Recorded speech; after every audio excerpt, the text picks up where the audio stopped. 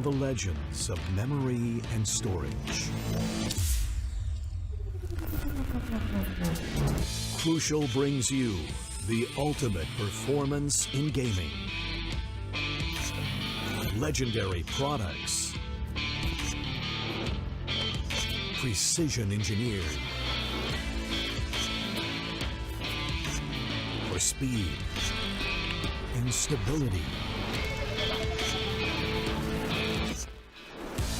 Crucial ballistics.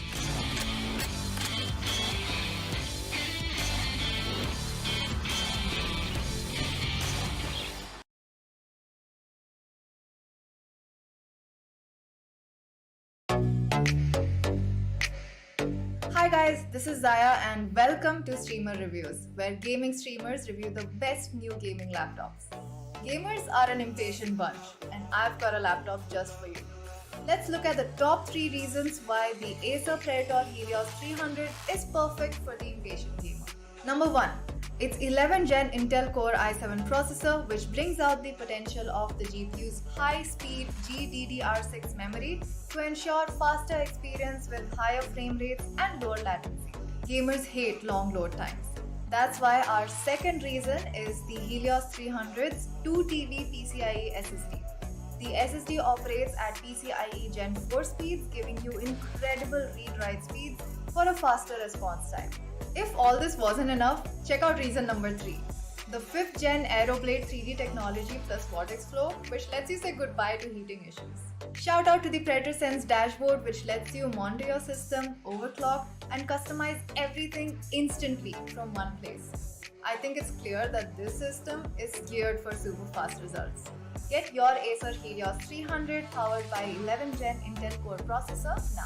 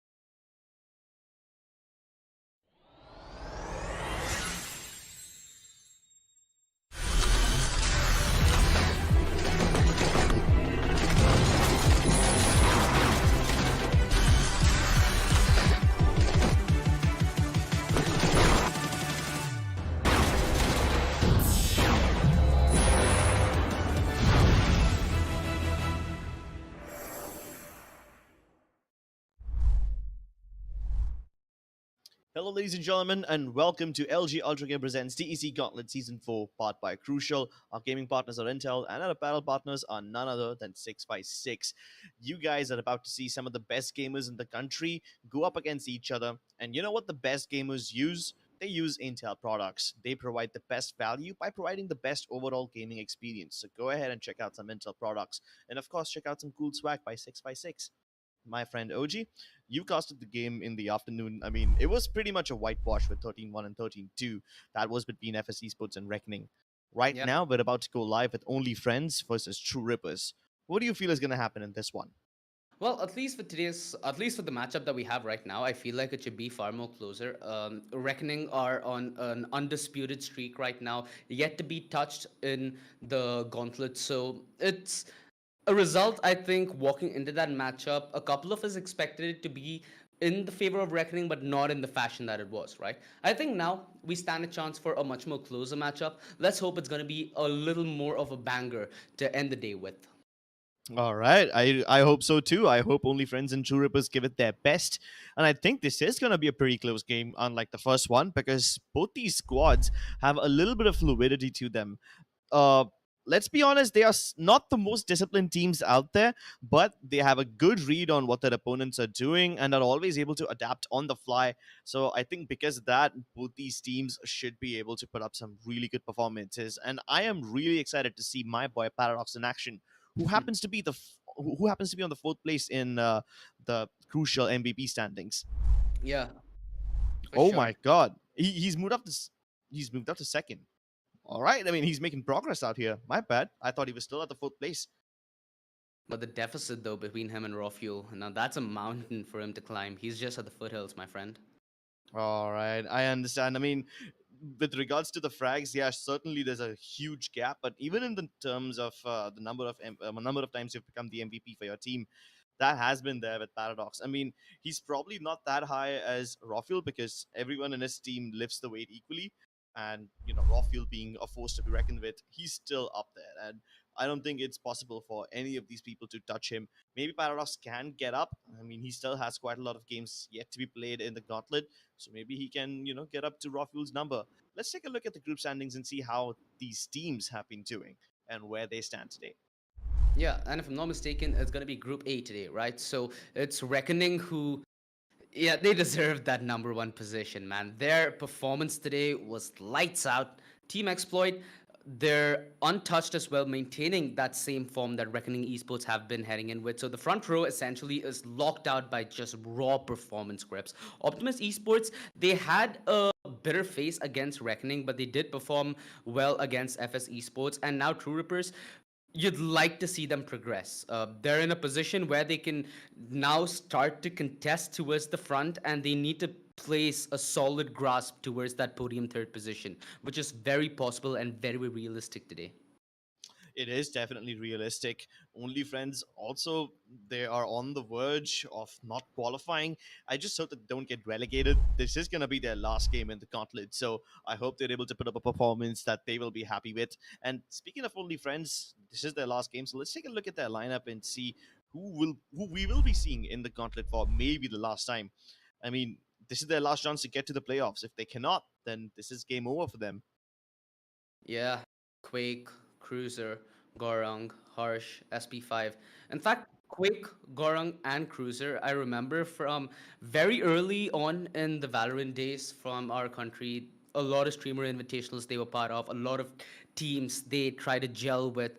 And Only Friends, it's a roster that still has that potential, but we need to see it form well, right? It's not been that case. And sometimes it's not your day. That could be the case for maybe a season or two. Sometimes a break is all you need.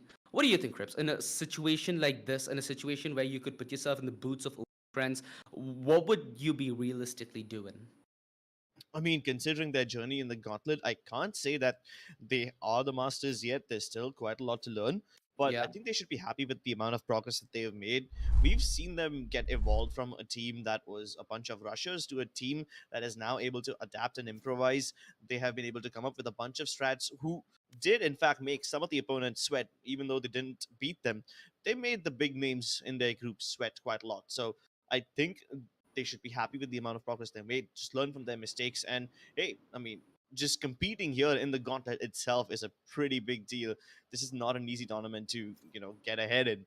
This has one of the biggest prize pools in all of South Asia. So yeah, there is a lot at stake. I think Only Friends, just because it's their last game, they should just take a chill pill, play it like it's the game of their lives. You know how Shah Rukh Khan would say some motivation speech at the end of Chak De India in that final game where he's like, enjoy those 90 minutes of your life. Yeah, that's the kind of speech that I would probably like to give to Only Friends right now. This is their last game. Just enjoy it and leave a good impression. I mean, sure, you'd like to play your hearts out, but you also need to make sure that your heart's in the right place, right? Mhm. Alongside your heart being in the right place, you also need to make sure that you're in the spotlight. So let's quickly head to the play spotlight and see who we can potentially see duke it out into the server. From the side of OnlyFriends, it's going to be Gorong. He's clocked in a close 176 kills, 200 deaths, so his KD not going to be in the positive, which is not that big of a problem, especially if you're an Astra player, right? If you're going to be playing more of that controller role, your role is to buy more space to create a more tougher time when you're forced trying to enter the side. More importantly, give your team more opportunity to create plays. Exactly.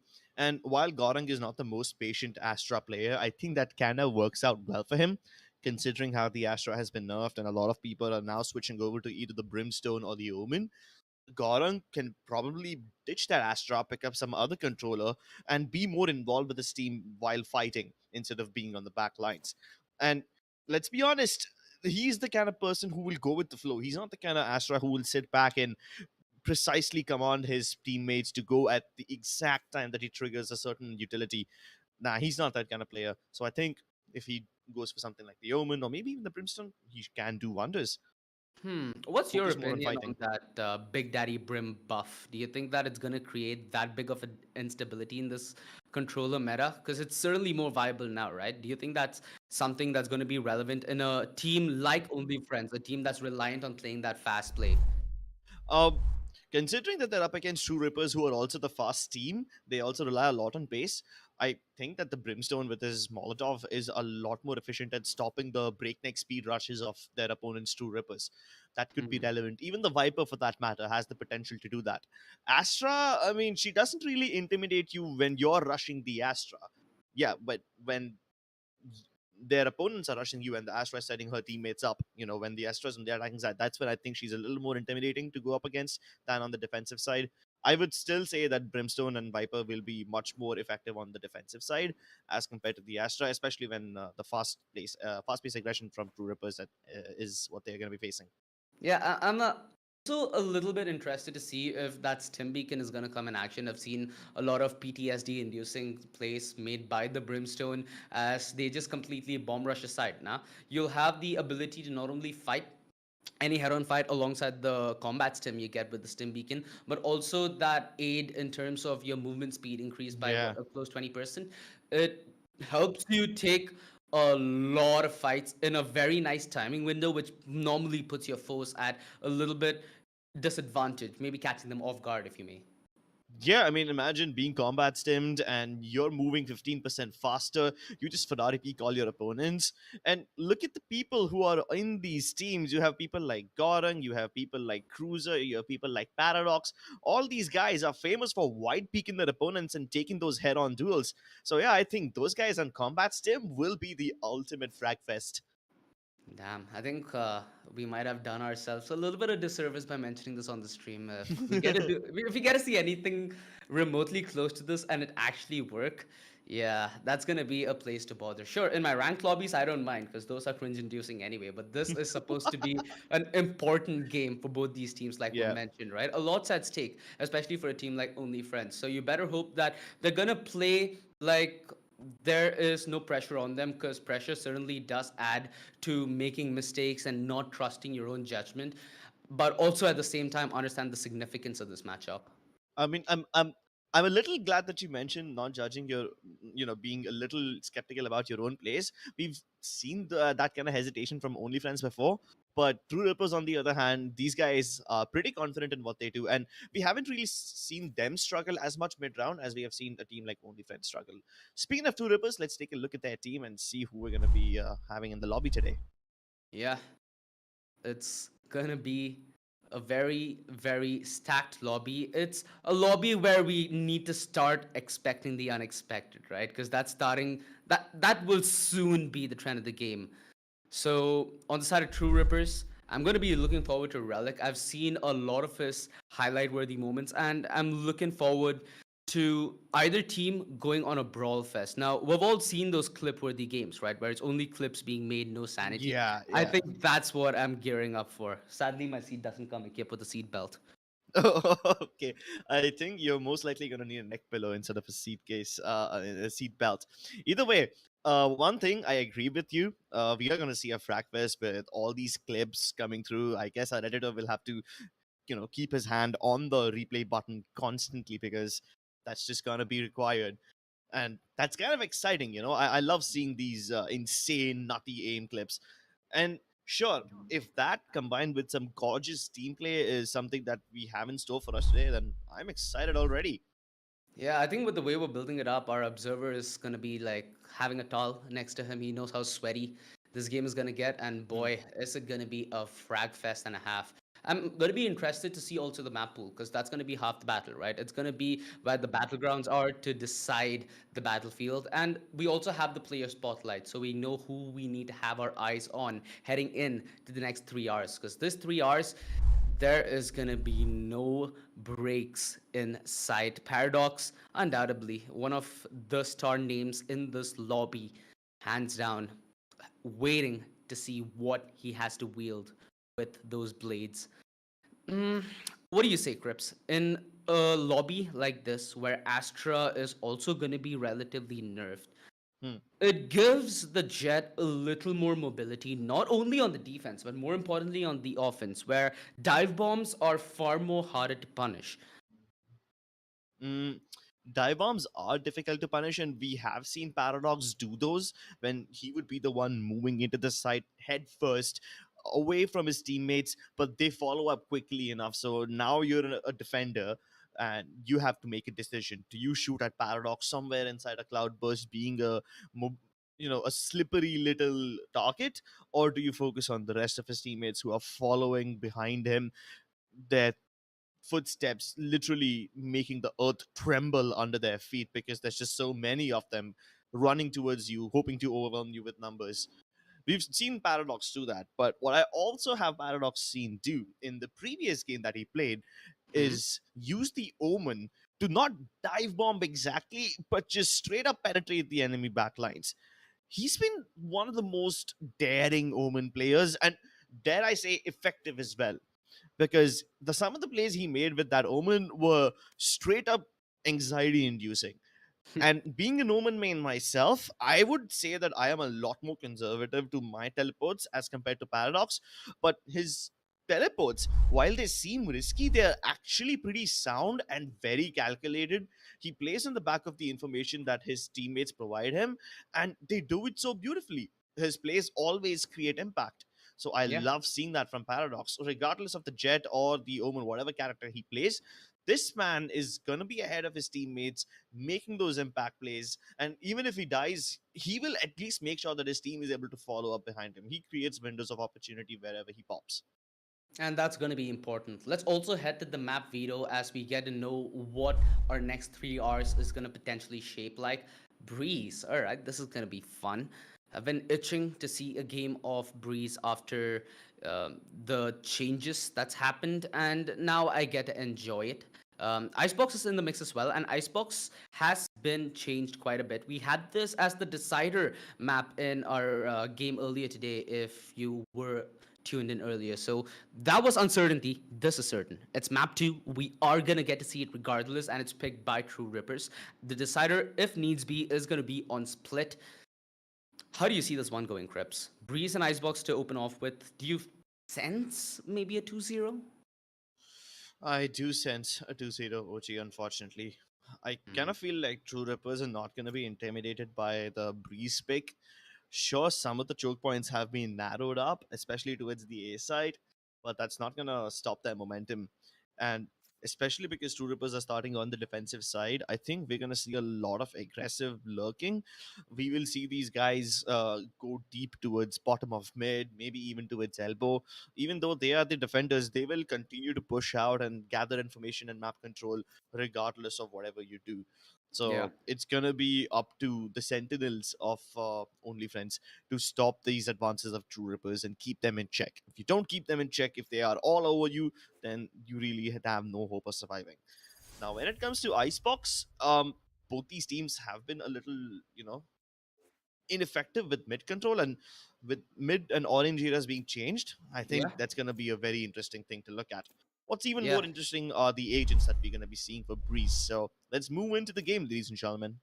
100%. You know, Breeze is a kind of a map where Viper has become a staple, right? Even despite the fact that she's been nerfed recently, you can't use her smoke and her wall that effectively together as it drains the fuel a little faster, alongside the ability to recall your wall and your smoke. It's taken a little longer this time. So it's not going to make as big of a difference, especially on a map like Breeze, and we're going to see the Viper out from either side yet again. What's going to be crucial though is what's going to be on board in terms of initiators. All right, so we have the KO locked in by Kev, and Crosshair is looking to do the exact same. SP5, is he actually going to go Troll and Neon? Oh, are we? Okay, now he hovered over both Neon and He does that. SP5 has that bad habit. He tries to bamboozle us. He's not gonna pick Neon, neither Yoru. He's gonna go for something else entirely. Most likely a Jet. Jet.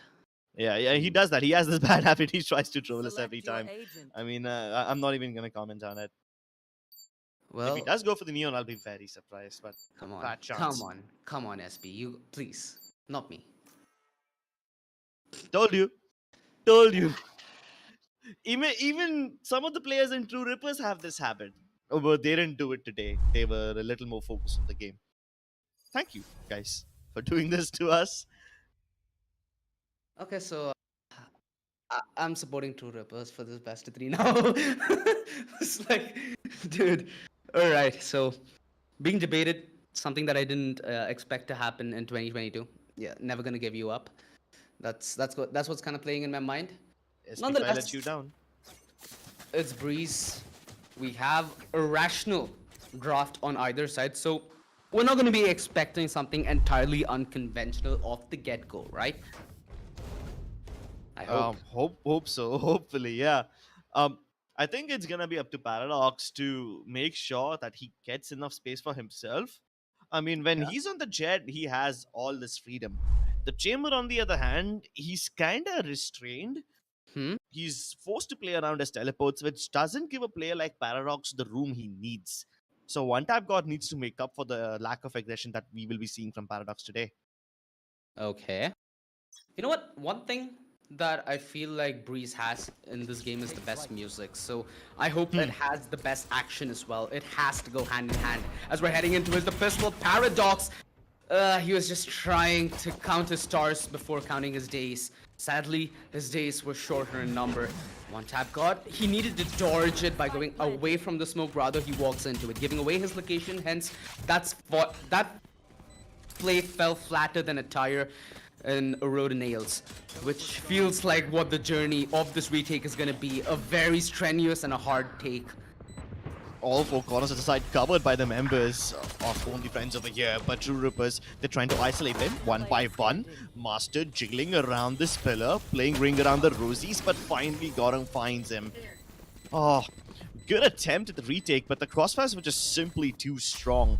The toxin screen put up by Relic isolated only one player, but the other three players were still relevant in the fight. And I think the only reason Only Friends were able to win this round is because they managed to not get locked out by the utility of Relic.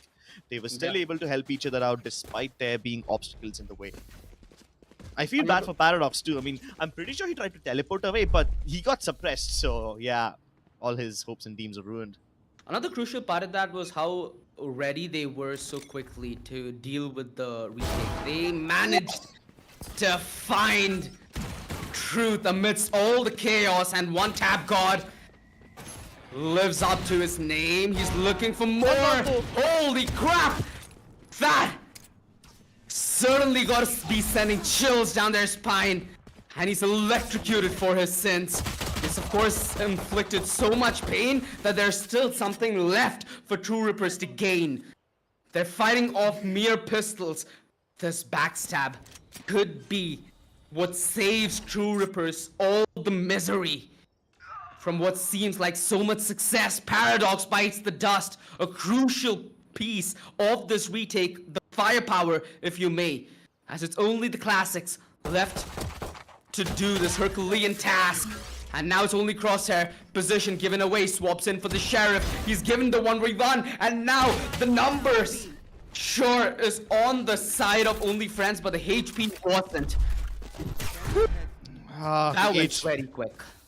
Yeah, neither the HP nor the weaponry. Imagine if he had that sheriff a lot longer ago. This guy would have been able to not just stop the plant, but also get an extra kill on the back of it.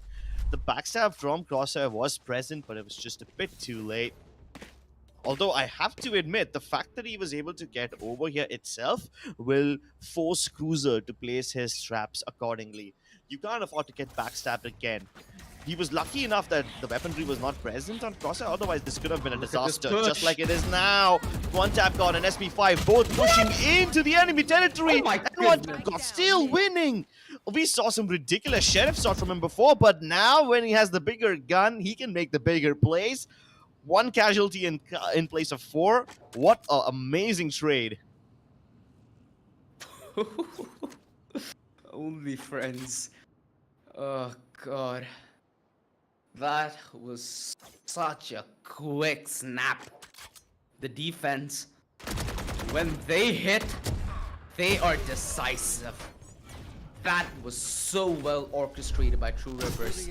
Either side dodged the suppress. They were able to potentially throw away a little bit of misinformation in the air, sure. But neither of them deterred from making that play.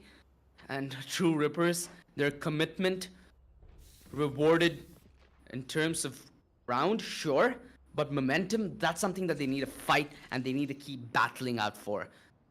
It's all going to be reliant on this round where there is that slight chance, right? Only friends on inferior weaponry.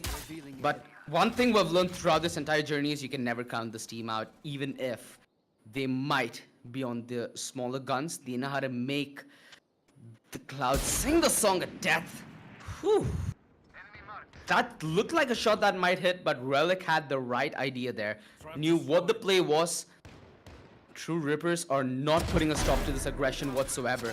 They're aggressing all the way. After they get the information, they hunt for more. This could be very easily punished if the play is passive, sure. Sometimes though, information not being your friend causes you to be kinda like a blind dandy in the forest. Blind and isolated dandy in the forest. None of the players of Only Friends close enough to trade each other out. They all died separate people in separate places. And once again, the pushes from True Rippers just don't seem to stop. We've seen in every single round their proactive plays get them the upper hand.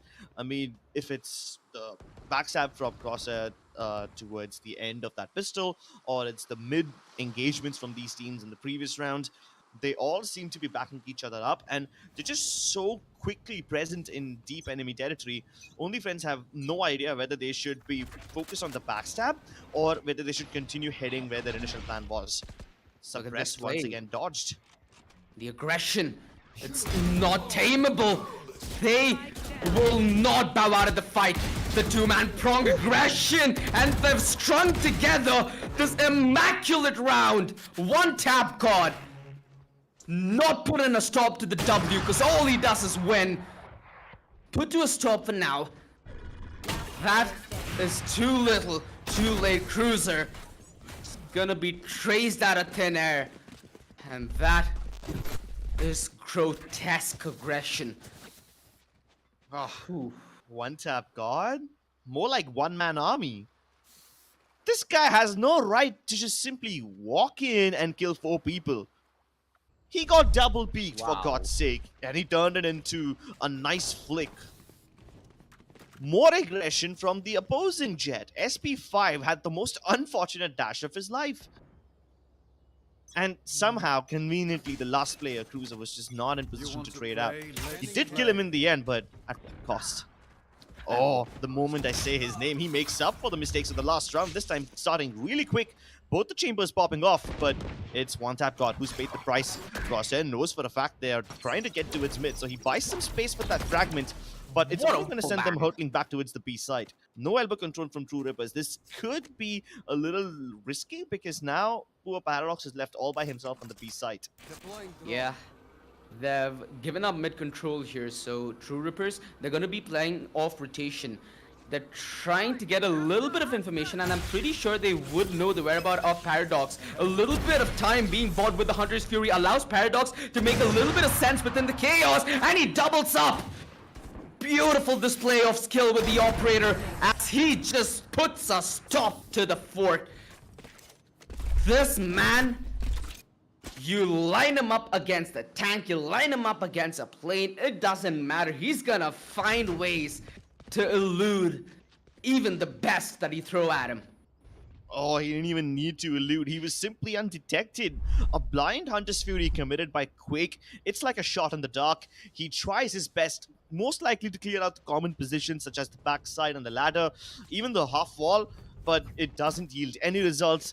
And even the flashes from that KO didn't really bother Paradox. He was able to have his eyes open all the time, and now Crosshairs, eyes wide open, deep behind the box. He's playing in a baity position so that the Viper can trade him out later on. This. And of course, I don't think they're gonna check this. The drone, it doesn't spot him. Oh my God. And the trigger discipline is immense. He's three of them up, and a big F for the others. Big W for Crosshair, and the shot misses. He's gonna go in even further. It takes Cruiser so much effort to finally stop his killing spree, but once again, all is lost. Sometimes it's one tap god going on a killing spree. This time it's Crosshair. True Rippers are just popping off individually. Oh, you assume that he'd try faking that. Nonetheless, a valiant effort, one tap god, and perfect vicinity to put that to an end. Wow, that play, it was heavily reliant on pure neglect. And misinformation. I mean, you have to give credit to Relic. It was his presence, him drawing attention and trying to destroy the drone, which kept him away from checking that box.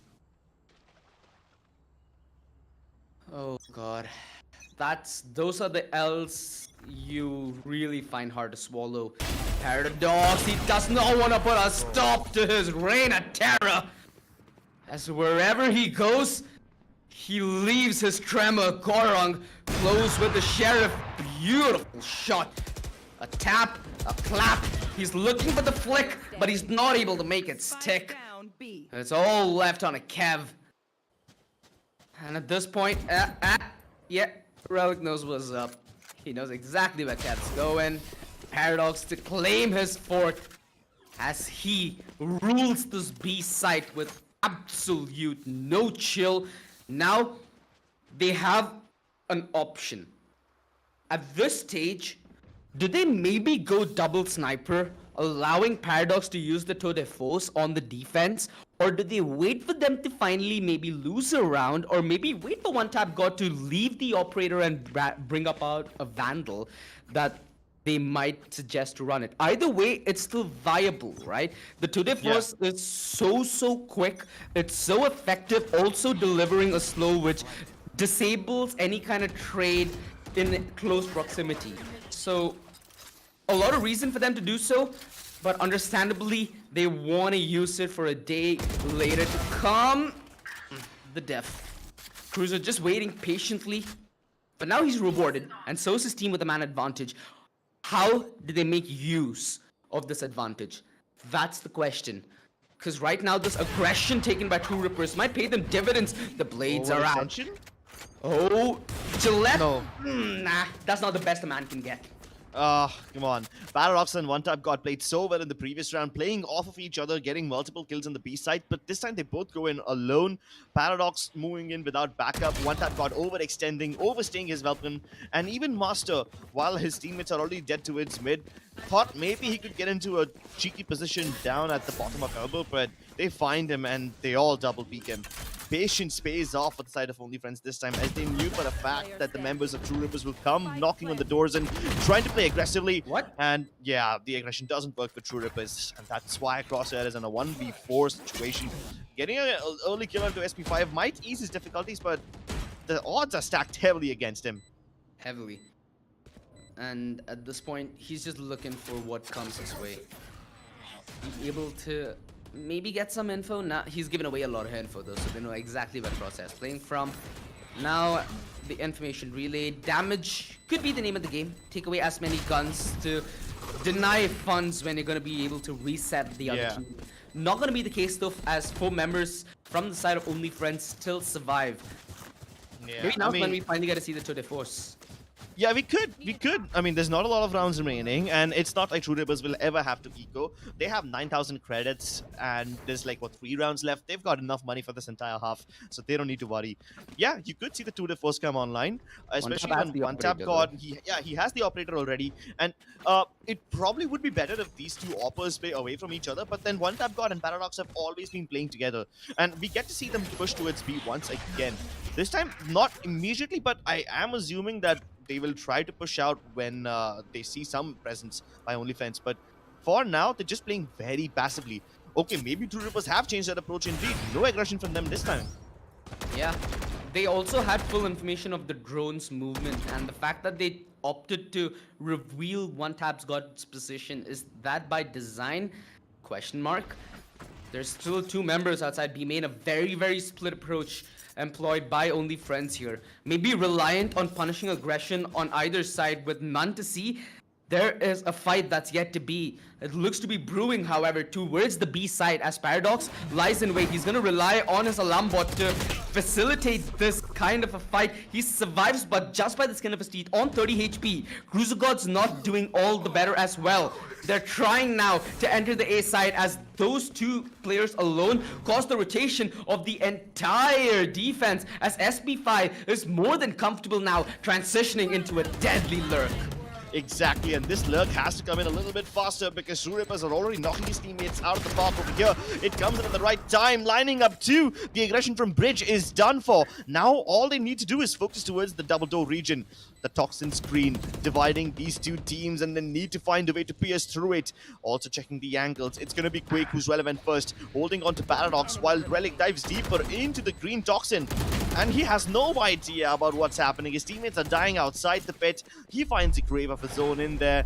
And that's a very, very ugly looking grave, I'm telling you. True Rippers might just finally be the time to bring out the tour de force. Just 2 rounds left, and his teammates are starting to run out of funds. They might be able to scrape together a buy in the last round, but I just hope that they have farmed up enough ultimates for it. Ultimates are something that they are lacking. On the other hand, SP5 is just 1 point away from his Blade Storm, Cruiser 1 point away from his tour de force of his own. Yeah, can't really say the same for the side of True Rippers, though. The major ultimates, like the Hunter's Fury, still not close. Oh my lord, this time Paradox's aggression gets punished.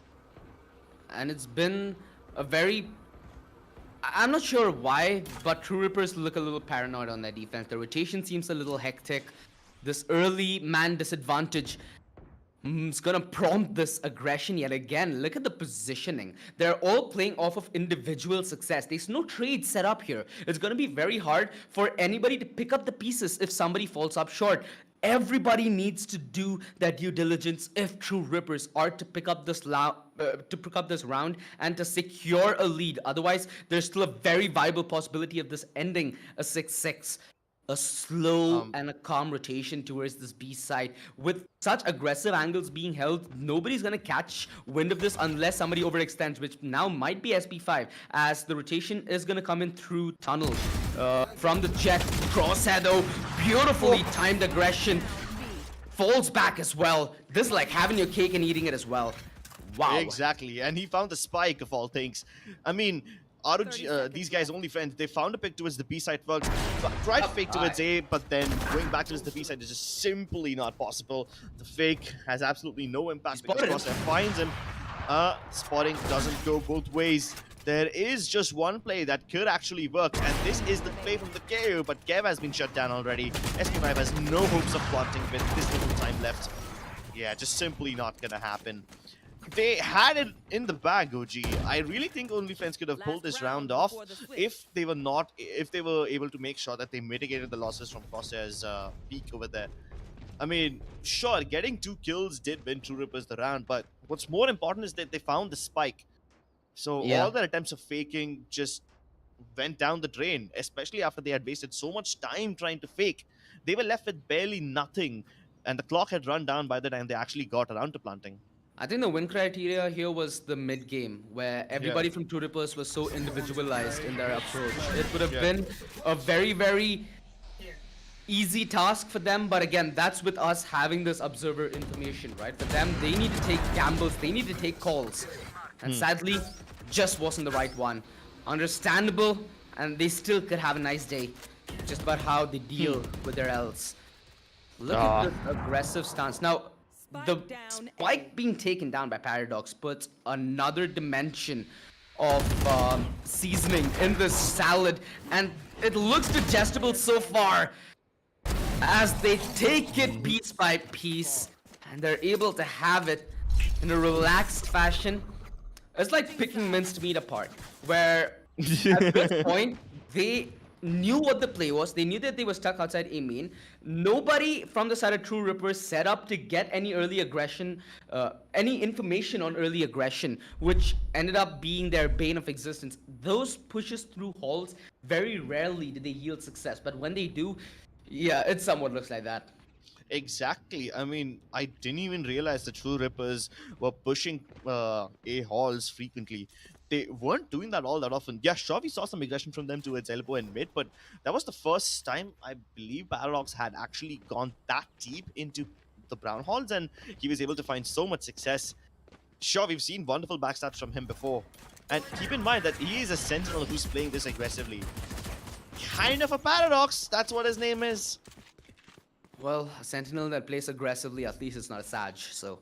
I mean... the dink! Alright, out of range.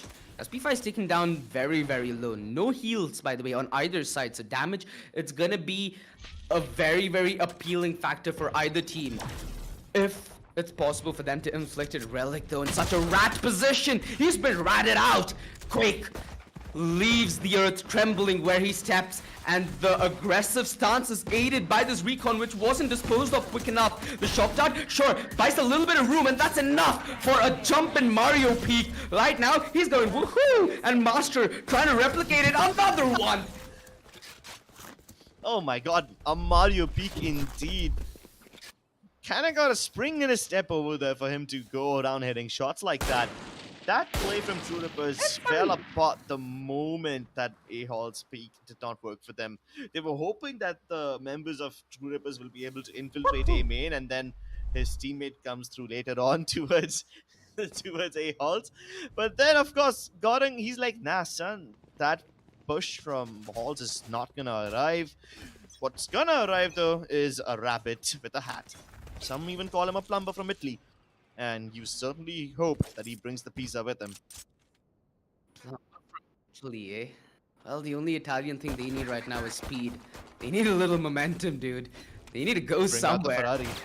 Yeah, straight up Ferrari peaks them quick. Come on, shock dart to the aid, but this has allowed them to sneak in through tunnel, and Cruiser is well aware. At the top, he makes them drop. Oh goodness, the classic at range, it actually claps. This is pre-gun, by the way.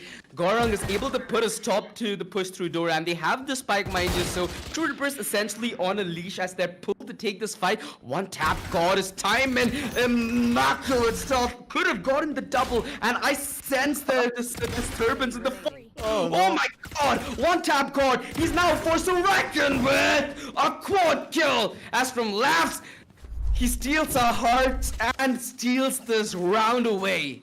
Oh my lord, from their mouth he stole that morsel, and so deep once again. What we saw on the defensive side is something that they're doing on attack as well. It just doesn't matter. What is a half? We will play aggressively no matter what we want, who we are, and True Rippers are truly living up to that name. One Tap God has double the amount of kills than his death. A 2 KD play, and he's able to find quad kills, triple kills every time. Yeah. These massive killing sprees that he's going on are single-handedly turning the tables around. Oh, another one. My stomach felt sick after that shot. You asked what a half is? A half is a statement, my friend, and a statement? True Rippers are throwing out of the wind here. Paradox showing us why that skill's called the Headhunter and why he's so skillful with it. Lamau. Oh, get cringed on. Get cringed on. He didn't even need to hit you in the head to take you down with that. That's what he's trying to prove there. It's advanced level stuff, you know. I mean, we've seen the classic do wonders before at range. This time it doesn't win against the Headhunter. But maybe this 19 HP white people help him out. Nah, he doesn't even need it. At least they didn't lose any weapons. The True Rippers get to maintain their economy. They start to snowball now with the momentum, and they can be difficult to stop, especially when they're able to find so many chinks in their opponent's armor. They don't even know which cap to plug. You know, I just realized that there's a castle kind of thing on the top right of mid. I didn't know that till now. Well, Wow. they You are the learn kings of something the new every castle. day. I mean, there was a game I used to play as a kid, and the quote was something like this: "I am the king of the castle, and you're just a rascal." What's And the point yeah, here? that's what Paradox is singing right now. Wow. All right. Certainly gotten into that Paradox vibe, I see. It's still a redeemable half, though. Here's the thing. It is. Yeah. If the side of only friends getting that Paradox vibe, well, that's an entire Paradox in this equation. A lot of utility already dealt with. That's a very, very fast outplay. Now, True Ripper is going to be reliant on the very limited information they have, which is not a lot. And sadly, there's not a lot of life left on to have their roster. They're just going down like it's water down a drain. Oh my goodness. The size of the brain on Only Friends. Paradox. Very, very Herculean task even for a man of his caliber. They knew what play lied ahead of them. Instantly dealt with the 0 point, instantly dealt with the recon dart. No information. As the side of True Rippers walk into the site, they were blind from the get-go. And even the utility usage by Only Friends was kind of weird, right? Most probably the Viper, whenever she throws down the snake bite, it's to stop people from entering the site. Even the fragment, for that matter, it burns people, and if you throw it at a choke point, you stop them from entering. But this time what happened is that True Rippers got into the site, and then that fragment and the snake bite landed, which kind of turns it into a Flores lava kind of situation, where after they plant, they aren't really that free to go around and get into post-plant positions. And while they are trying to navigate their way around all that lava, that's when the Only Friends team, they all triple peak and they win those fights.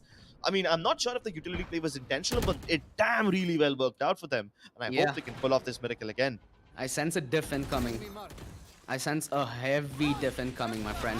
Oh, the Hunter's Fury's out. It puts a lot of pressure on the defense as there's now a lot of moving pieces. It's possible for the side of True Rippers to pick and choose which piece to remove from the puzzle. SP5 trying to take a duel against his counterpart, one tap god on the other side. Vandal on either side, so a spam through the smoke does give away Tracer as Relic fights for his life and jiggles a dance of death with two individuals, not one.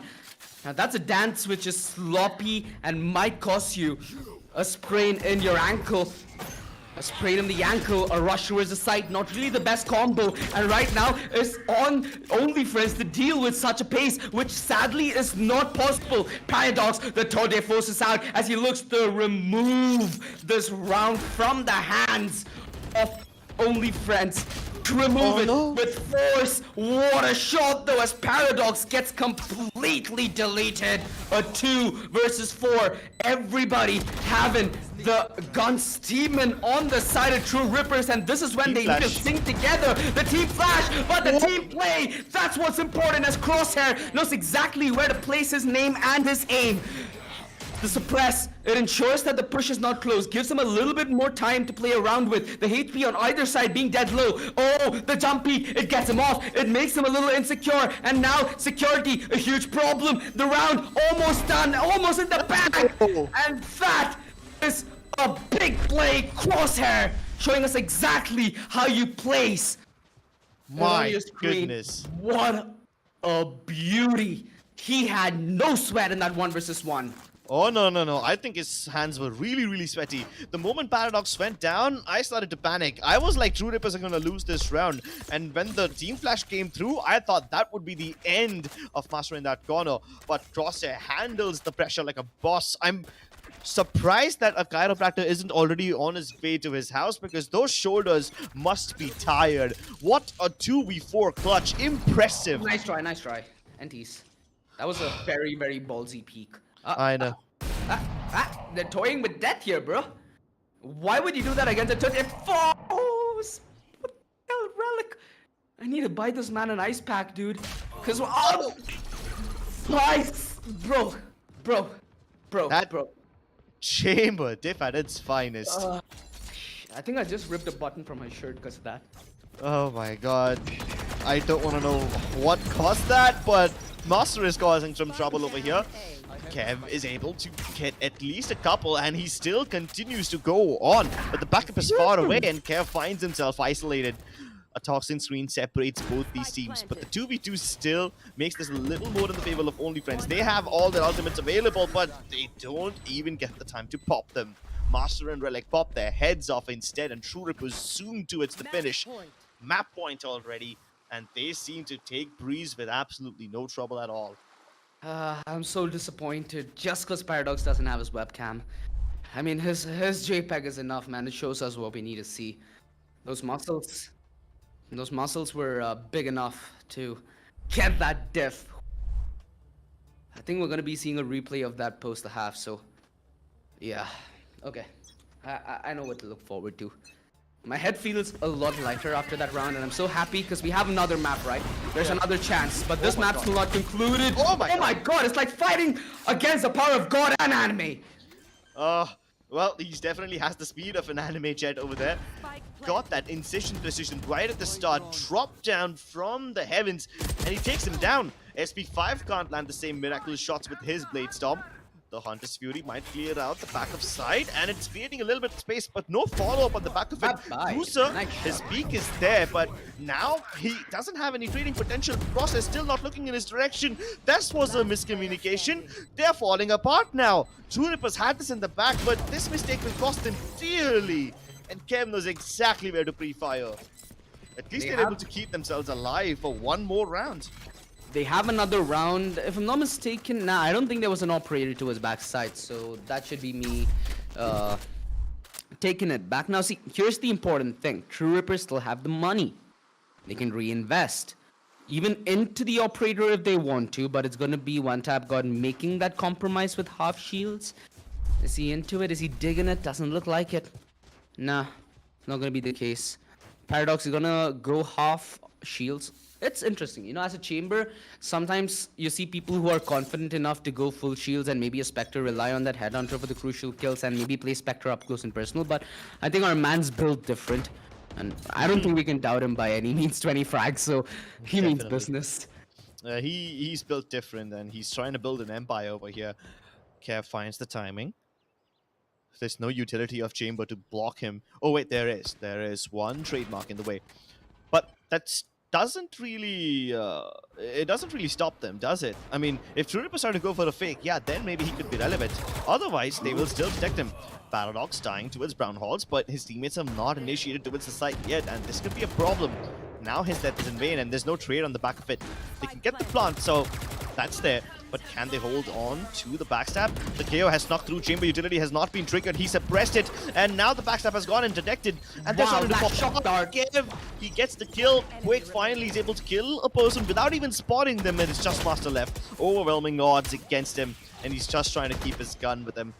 If he dies, then they won't have any money in the next round. Then back up though, and no bullets. Never. Ooh! Deleted. Sit down. Sit down. Nice try. And you also have to give it to him there, right? He was never really in that kind of a position to ult. If you are going to be that close, they're either going to be pushed or it's going to be really easy to dodge that ultimate. And considering it was a 1 versus 4, the odds heavily stacked against him. Didn't really have a position to put that Hunter's Fury to good use. Yeah. Understandable. No one to protect him either. Yeah, he saves it for another day though, which is going to be crucial because they need only one more win, right? Yeah. If he puts that ultimate to real good use once, that means it's the map done and dusted. Yeah. And I mean, Kev, after so many efforts, is able to finally find a successful backstab. I don't know if they can pull it off again, but Cruiser can pull off some ridiculous shots. Paradox is equally ridiculous indeed. Like, bro. Everyone's popping off today, aren't they? Speaking Hindi. Like, you know somebody's popping off and in an English stream, the casters forget the language. Yeah. Holy crap. Yeah, Okay. that's just how engaged we are in this game. Cruiser, 3v3 nonetheless. I agree, and Cruiser, he's looking to engage them in a different area. He's coming in, but Quake is the one who dies first. Dude? They force? Okay. Sure. I mean, just to tell you how wacky this round is, just take one look at that Toxin screen and tell me if you've seen it before. Innovation. Above and beyond, that's where they look to go. And they look to take map 1 by force. It's all on Cruiser with the operator, but the tour de force gonna put him in place. And it's gonna put True Rippers and the grasp of Breeze. It didn't feel like a breeze, however. This came close, and this could have been a different story. A lot of highlights made though, Crips. A lot A of diffs that lot. we got to see. So all in all, I'm pretty happy. Yeah, man. I mean, there isn't too much to break down tactically because both the teams had a pretty similar approach. It's just sometimes the timings of certain teams worked out, sometimes they had the right play over there. But overall, both the teams, tell me if you agree with me on this or not. Both the teams were relying quite a lot on their individual plays, right? They were 100%. relying on those ridiculous shots and the aggression to work. Yeah. Not just one, both the teams were doing that, so that's why there's so many similarities in the play styles of these teams. But we expected that going into this matchup, didn't we? They are the most dynamic teams of this entire group, so I think this is just what I signed up for. Yeah, and I think what you said is also more similar to True Rippers, as we got to see more of that in the defense. But you know, why talk about it when you can live the moment again? Let's relive it through the highlight, ladies and gentlemen. As map 1, it was an important map. It was a map which either side could have taken, like I said before. So Hmm. if you put yourself in the shoe of Only Friends, it's gotta have sort of a bitter taste. And this pistol round from the get go, Only Friends, they look to be in a sharp form. They look to be in control as the opening segment of the game kind of glided to somewhat their favor. What really changed though was when we came to the buy, because that aggressive play from One Tap God. Yeah, aggressive plays with an S. So many occasions we see him go so deep, like this one, for example. Both the Jets dash away, but he's still able to make it work. And the moment he realizes he's in trouble, Master peeks out of double doors. Another instance you'll get to see is in the next round, where there will be Paradox and One Tap God both pushing out of B. I mean, this time they're pushing out of elbow, and Paradox and One Tap God still pull off some amazing moves. But that's not the play I was talking about. The one I was talking about is when they walk straight out of B main. This one also was equally impressive. So you see, no matter where they are, they always play together. They always play aggressively, and True Rippers are just simply not afraid to put that gas pedal and press it all the way down. And in rounds like these, it's especially annoying because you're getting caught with your pants in between your ankles, right? Hmm. You have no way to fight back against it. You're stacked up together. There's no spacing. Even if you want to try and double peek, there's no way that you can deny something like a collateral, which in some of these cases Yeah, have been the case. and this one. Plays like these, though, demands different kind of nerves. Luckily, True Rippers were able to make this work. On how many occasion scripts have we Five, seen six. I plays have like lost these, count. but not pay success? In fact, look quite silly in hindsight. This is when it's not accounted for. This is what it's built for, you know, for when it's out of the box, for when it's unexpected. At some Hmm. point, you're going to be expecting this if it's going to be day in, day out, which is something that True Rippers surprisingly were able to do. And the way they were able to do it was they were able to make similar plays across different areas of the map and not necessarily repeating many of these similar plays. Yeah. So diversity, even in a one-dimensional strat book, kind of helps. I mean, that's just putting more pages in your playbook, right? Even though the overall topic of the book is the same, the genre is the same, the chapters and the content in it are different every time.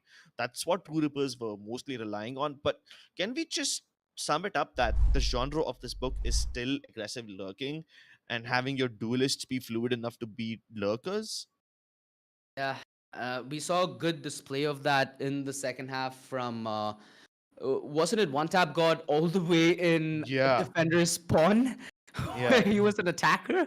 So we've gotten to see things that we didn't assume were possible, but that's the motto of this game, right? To make the impossible possible, and that's something that True Rippers have clearly displayed to us. Paradox playing out of his bloody mind, dude. The diff clips he has in this game alone, it's gonna be a nice addition to his already nice and vast vocabulary of highlights. I mean, the only word that matters in this vocabulary is paradox. He's very well suited to his name. You will never see a Sentinel push the opponent team's spawn. But that's Paradox. Make what you want of it, make what you want of that name, just like the song says in Neon. And I guess that is the end of the first map. So we'll be seeing you after just a tiny break. Map 2 is coming up. Make sure that you guys check out the products from Intel, Crucial, and 656. Remember that Intel delivers the best value by delivering the best overall gaming experience. So check out what they have to offer. And also stick around so that you guys get to see this insane matchup in the next map, Icebox. We'll see you after the short break.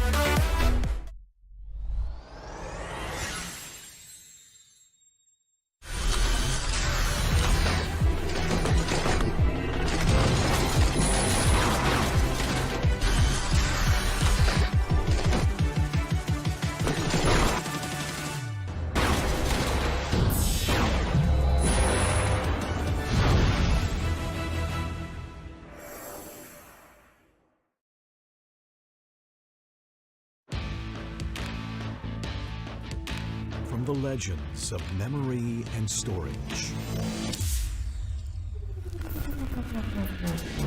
Crucial brings you the ultimate performance in gaming. Legendary products. Precision engineered. For speed and stability.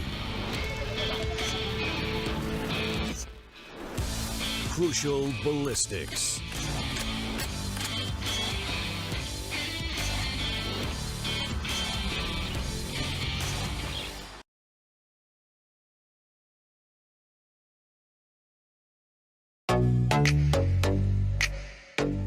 Hey guys, I'm Ankita. Welcome to Streamer Reviews, the place where you can watch gamers review the best new gaming laptops in the market. Gamers love exploring the vivid detailing of their favorite games.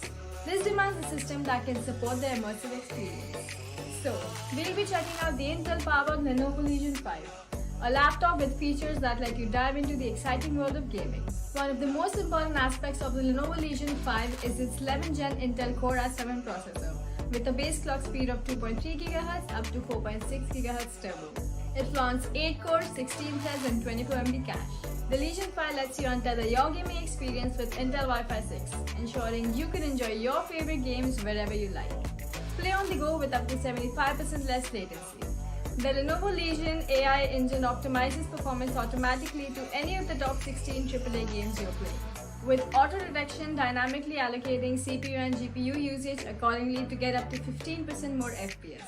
Speaking of senses, there's another sense that's also important for an immersive experience: sound. Thankfully, the Legion 5 has this covered as well.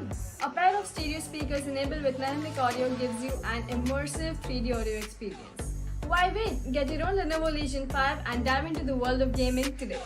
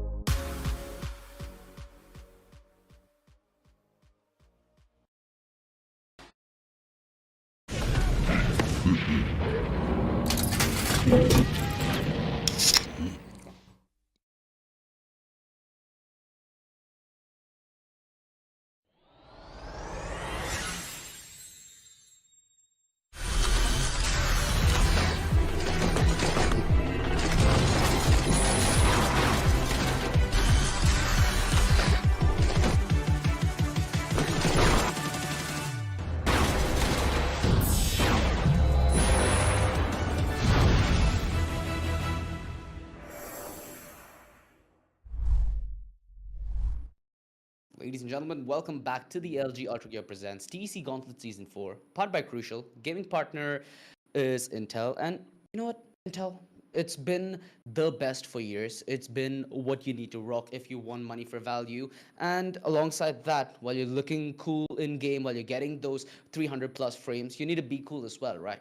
Our boys at 656 got you covered. So if you want to be in with the latest merch, you know where to head. All the links down at the description. But one thing that's not in the description is how tense this matchup is going to get. Because Breeze, it wasn't a breeze by any means. It was 13 to 9. 13 to 8, my bad. Icebox could get a little more closer, I'm hoping. It's, however, picked by True Rippers. How do you feel? How do you fare the chances for our friends at only friends in this map, my friend? I feel like they're going to be even slimmer. The chances are indeed really, really slim. And I'll tell you why. I have a justification for this. Consider Okay. how aggressively One Tap God and Paradox were playing in this matchup. Sure, Hmm. One Tap God being the jet has a getaway from jail card anywhere on the map. Paradox does not have the same freedom. as his jet compadre over there. He's a little Okay. limited by the amount of teleporters he can place, and Breeze being such a big map, Paradox doesn't always have that get out of jail free card, but he still goes and plays aggressively. On Icebox, he can place his teleporters exactly around the area where he wants to play, and very often he will place them in corners, which he will not need to move away from. I mean, it's a considerably smaller map, and the range of the teleport beacon, the rendezvous, it should be big enough to help him play just as freely as he wants. So I think he's going to have a lot more freedom and a lot more cold murders which cannot be avenged. Yeah. And one thing about Icebox is with the recent rework, it's going to be interesting to see how that B side pans out, right? A lot of new angles are now being made. It's easier to hold down on the defense while you're going to be playing passive towards Snowman. The angle from yellow to Snowman is very, very defense oriented. There's lesser room for the attack to navigate, and in towards the side as well, right? It sort of helps the defense cope with the fact that it could be split from mid to B without having way too much emphasis towards mid. There's a lot of new interesting gimmicks that can be done towards the B side.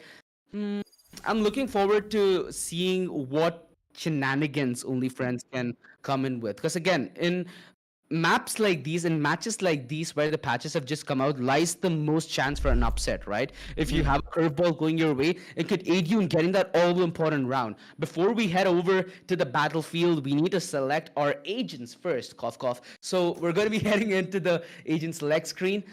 Sova is going to be one of the staple initiators that we get to see on Icebox. We do, however, have sort of a difference when it comes to duelist. We have the Jet as usual wielding that operator. Even though it's a small map, there are wider angles, right? It's more like it's a narrow entry path towards either side. So Chamber is also going to be a very, very smart pick from either side. How do you dig the Chamber on this map? Do you like it compared to the Sage? love Because it. Sage is still, I think, Oh, maybe decent in this yeah. map. Yeah. I love the Sage as well.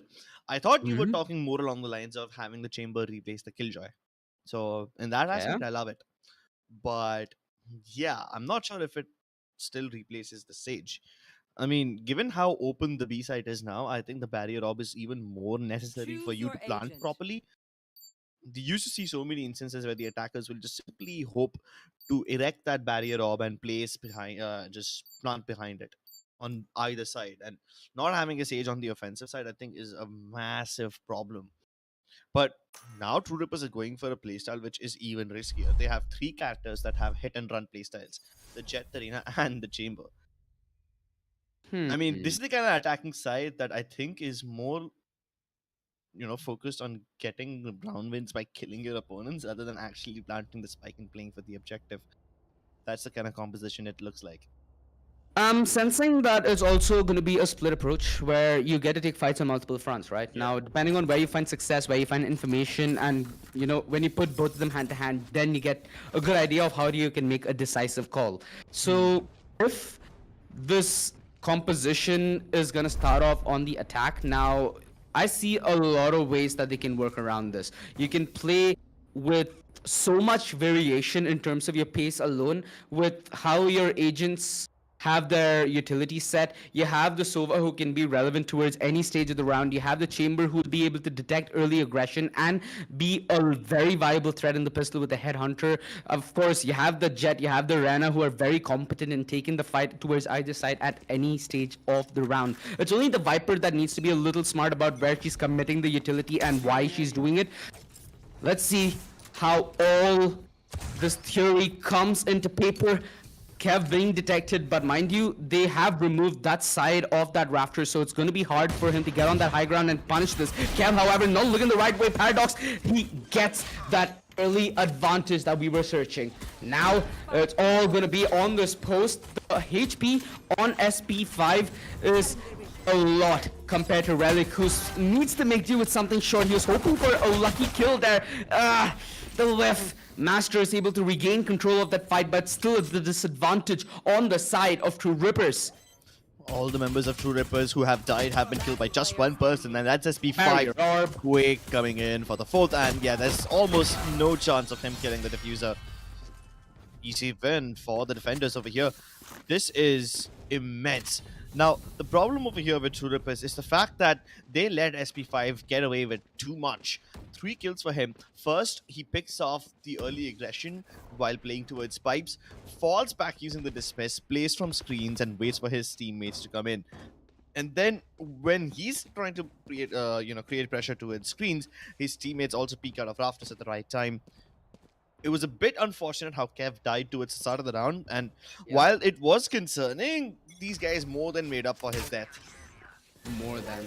They did justice to it, and oh, this close barrier orb essentially forces them into his crosshair. He's anticipating the play ahead of him, and he knows exactly what to do. Up close and personal, the judge with this weapon, he wouldn't budge. He needs a little bit of support, a little bit of help. He's overwhelmed by numbers, but Quake, a perfectly timed peek, nets him all 4 kills. And he's so much closer to his Hunter's Fury now. Exactly. Delightful stuff. That's what I was gonna say. Imagine farming up your Hunter's Fury that quickly. And now that none of these teams have Killjoys, you don't even have to worry about saving your Hunter's Fury for the opportune moment of destroying a lockdown. Yeah, you don't have to worry about that at all. Just straight up commit all this. Imagine a retake scenario where True Rippers have just put the spike down. They're on the verge of falling back to their post-spawn positions, and then the Hunter's Fury gets committed. It locks out the approach towards whatever position they want to go to, and then they're already getting swarmed by the rest of the members of Only Friends. I can see that situation build up already, and that is going to be so problematic to deal with. True Rippers, though, can deal with this round with a bit of weaponry, but yeah, even the lack of weaponry doesn't really discourage them. Kev, even with the Marshal, not afraid to go up against these Vandals, but he hasn't found any success yet. All 10 players alive. Yeah, they're giving up the side. They're hoping for some picks or an overextension from True Rippers. Paradox, it's gonna be wise to the tail. They maintain control through 410 and have the backline secured. Nobody needs to aggress ahead of this. Nobody is aggressing ahead of this. The shock dart does a decent bit of damage, and SP5's push is gonna be influential in his team's ability to win this round. He has the Vandal, he has HP, but that's being spammed away, and likewise for Paradox. Luckily, his teammates are on par with weaponry and HP. SP5 priming the push with the Leer. They're trying to fight this though, buying time, but that's the angle being bought by SP5. Relic not being ready for this, the leg being shown, and the punish not in just yet, but one tap God! Oh my goodness! The triple out of nowhere, and it's True Rippers who clinch this round. The discipline from True Rippers is surprising in this game. I really thought that they will succumb to overextensions. They had simply no remorse in the previous game, and they were peeking those angles unnecessarily in Breeze. I thought the similar trend will continue in Icebox, but nope, they are so good. The bait and switch play towards server box and 410 turned into such a massive advantage for One Tap God as he picks up so many kills. And even then, even though they were fighting towards 410, somehow Master finds a way to get a kill towards pipes. And those are just 2 very difficult angles to fight on at the same time, but True Rippers do it nonetheless. Yeah, Kev, he knows where True Paradox is present. He heard that draft, so he's not gonna be trying to contest it CQC with that operator. Korang though has different ideas. The TP plays, Crosshair knew exactly how to take that fight. SP5 though very isolated, only the drone to help him. Now the peak comes and looks like the rest of the team is out. Quake all alone, they line up, but he lines himself up as the last candidate to go down to his grave. My goodness, that defense got nutted open like a walnut. Exactly, and I told you, right, that this is the kind of lineup that True Rippers have picked up to win rounds on the basis of kills, not on the basis of objective. You have picks everywhere. Crosshair is winning his duel towards B. You got a pick towards mid as well. I mean, you have the A side free. So you have all these options, and it's like a fat kid at the buffet. True Rippers can choose whatever they want. Everything's available at their disposal. SP5 though, looking to dispose the members of True Rippers a bit early on, but his own teammates Barry Rob has now locked him out. This is just so comical. Oh my god! No! I wish I could give him a hug. Damn. Emotional damage right there. I don't think a hug is gonna solve it. He needs some soup, he needs some milk, and some emotional nourishment after this. Relic is popping off, man. Even he's farming up his ultimate. Empress available. One Tap God has the Viper Spit available. He's typing ha ha ha. Yeah, One Tap God has been trash talking quite a lot in this game. I mean, considering his performance, has the right to do so to some extent. Not justifying it by whatsoever. Yeah, but- not at all. No. We do not encourage that. Yeah. Be Might a as well nice just- person. Yeah, might as well just mute yourself and play if you're gonna be bad. And then you wonder why you're No, thick. he's not bad. That's the problem. He's good. He's too damn good. That's the problem. Oh, a This is fake so wall. smart. So smart. So smart. 300 IQ. He's going to push on the back of it alongside his comrade. So they're essentially going to be playing retake towards side. You can see that Quake is outside and SP5 should be more than comfortable relinquishing control. And he can lay down his clears to buy time. He has that Empress available, mind you, which will be crucial to fight in this post plan. Both of them worried about a backstab that's not to come as they dodge that trademark. They will be able to make their way to upper belts unnoticed. And this could be a very interesting flavor into the soup. That looks to be an evil concoction, a poison, if you may say so, as Kev rolls in with venom and they know no one hit him. Kev in upper belt. This divides the defense, doesn't allow them to focus into its screen, so it means Paradox is all too lonesome and he gets taken down in a solitary fight towards the backstab. Oh, One Tap God on the back of his Viper Spit is able to translate this position into a little bit of success as they play off each other and trade. Is that a 1v1? Whoa! Relic! He dismisses any possibility of a retake as he styles on them. To and fro, they win this 2-4 as a 2v4. Oh my goodness. It had to all start with Crosshair. The moment he went down, Paradox repositioned himself towards Pipes. From that position, which he was supposed to look to its screens, he instead started to guard Belt. And his teammates instead went into the Viper Spit, whereas they had no intentions of playing from inside the Viper Spit in the first place. They adapted. They knew that the amount of area they have available is very less, so they were like, yeah, no problem. We're just going to stay inside our Toxin City, use that as cover. And we had to improvise on the fly. And Paradox just simply unrelenting, unyielding, and he gets everybody. SEAL Team 6 action from Relic as he's flying on the zip line as if he's Pathfinder from Apex. But yeah, he's flying through the sky right now. Well, that was a valiant effort, but I think that both of us are getting to a point where we understand that desperation is slowly starting to seep in, right? A little bit. Hints of it here and there. Hence, well, I'm getting the stench, and if we're getting it from the caster's seat, these guys are on the server. They should be able to sniff the sweat a mile away. So, how do they play this here? What's They need the to break game bad. plan here from Only Friends? They've tried this fast, aggressive play, doesn't help them. They've tried the slow backstab play, it almost worked. Yet again, it's magic that's being a propellant for True Rippers in their quest for rounds, as yet again the man advantage goes the way of Only Friends, but that's far from securing the round. Sure, a step towards the right direction, but they need to make sure that their sail pushes their car to maybe even a start, because they're at a standing still. And right now, Kev, almost a sitting tuck. His tailwind saves him the skin. And Cruiser God trying to play that aggro does not have utility here, mind you. So slow is not going to be the scene. In fact, the only utility he has is revive, which is going to be very crucial if numbers are at the deficit on this retake, which so far they aren't. In fact, it's the deficit the other way.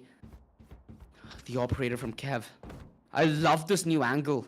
It's so much more easier to hold from Snowman. And Kev, he has one job, to hold the cross in towards side, as it should be Cruiser securing that mid yellow position. The reveal, Cruiser, let's go off his life. The reveal gives away the position. They're not able to spam it down. The Hunter's Fury to try force them off the plan, but unsuccessful to do so. Neither does it yield any damage. Rather, it's given enough room for Relic to, oh my god. He lurks to the depths, but he gets eaten by a shark, which is not even in the Discovery channel. And right now, Crosshair discovering ways to bring about a massive clutch and another massive round for his team. Trying to spray his way through the smoke, nearly hit, gets the headshot, could be the triple. He has the header, but he prefers the rifle. He finds and plows his way through the darkness and finds the light at the end of the tunnel. The clutch Meister does not take no for an answer. Only Friends had everything working for them, but the clutches just keep coming through again and again. We've already seen a 2v4 in the Viper Spit in the previous round, and now he pulls off yet another one, this time with even more overwhelming odds against him. Unnatural. This is just simply not happening.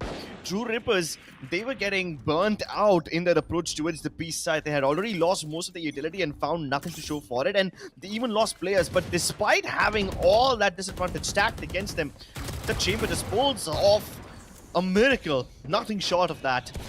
And that puts Only Friends back in the eco territory. They have nothing to fight with, just Sheriffs and Pocket Lint. That was brutal. True Rippers disposing of this in gruesome yet clinical ways so far. Something rare that goes hand in hand. Yeah, a paradox indeed. I like that Gorang just all chatted nice day must. Well, at least the vibe is there. Let's keep it going, guys. Still young days. Kev, nice one tap, but that's all he's gonna find. Paradox quick to remove him from this round and quick to add another one to that tally. 7-2. If there's any heat left to be picked up on Icebox in this first half for Only Friends, you better hope it's now. Better late than never. Hard to find heat in all the snow, but at least Only Friends are able to find the opening picks every time. But somehow, even after all that success, they're not able to convert the rounds in their favor. Now, that's a tragedy that happens in the post-plant scenarios. And there's only one way to fix it. Just make sure that True Rippers are not able to stay in those post-plant positions. This time, they're just hoping that they can't even enter the site. Viper Spit committed already. Hoping to act like a deterrent, but will that phase True Rippers? Absolutely not. They will just go over the over this Viper Spit. Now, notice where it's been popped. It's been popped on top of 410 so that they can't use the zipline and get into that tower.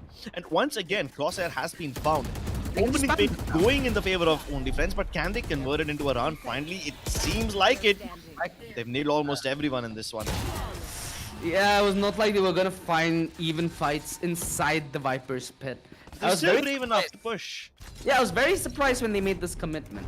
Normally, True Rippers, you'd see them in a situation like this make the more sensible move and maybe commit that rotation. Because mind you, when you have the Sova and the Viper playing together, there is information, right? Which means there has to be another man to enable that push, which means there are easily 3 men playing towards the A side. Why would you push into a 3-man stacked side with the Viper's pit?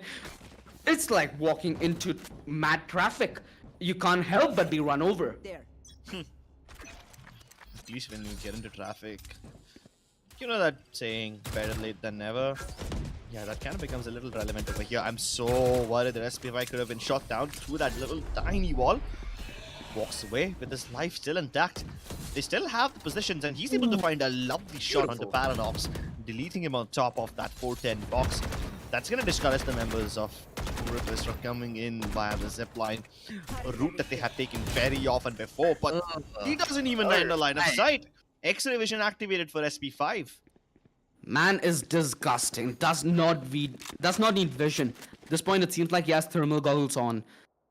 Although, his play starting to cool off. You don't need thermal goggles for that. Kev will soon need to be worried about newer angles.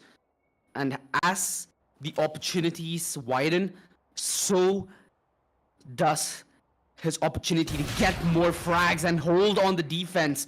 Sadly, one of the opportunities there was the opportunity to meet his maker, and that's something that he took far too fast.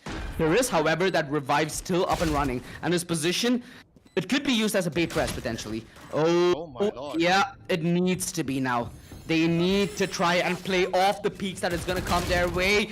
Beautiful job holding that triple peak. SP5 has been a machine of brilliance to propel more juice into his team. Now he needs to pull off this 1 versus 2. Made very doable considering the damage he's inflicted on one tap god. The spam not to give him the kill. And time is of the essence as Master is just going to be playing a game of chicken. The reveal, it gives away SP5's position. And the tap puts him back on his seat as he was right about on the edge of it. And so were we.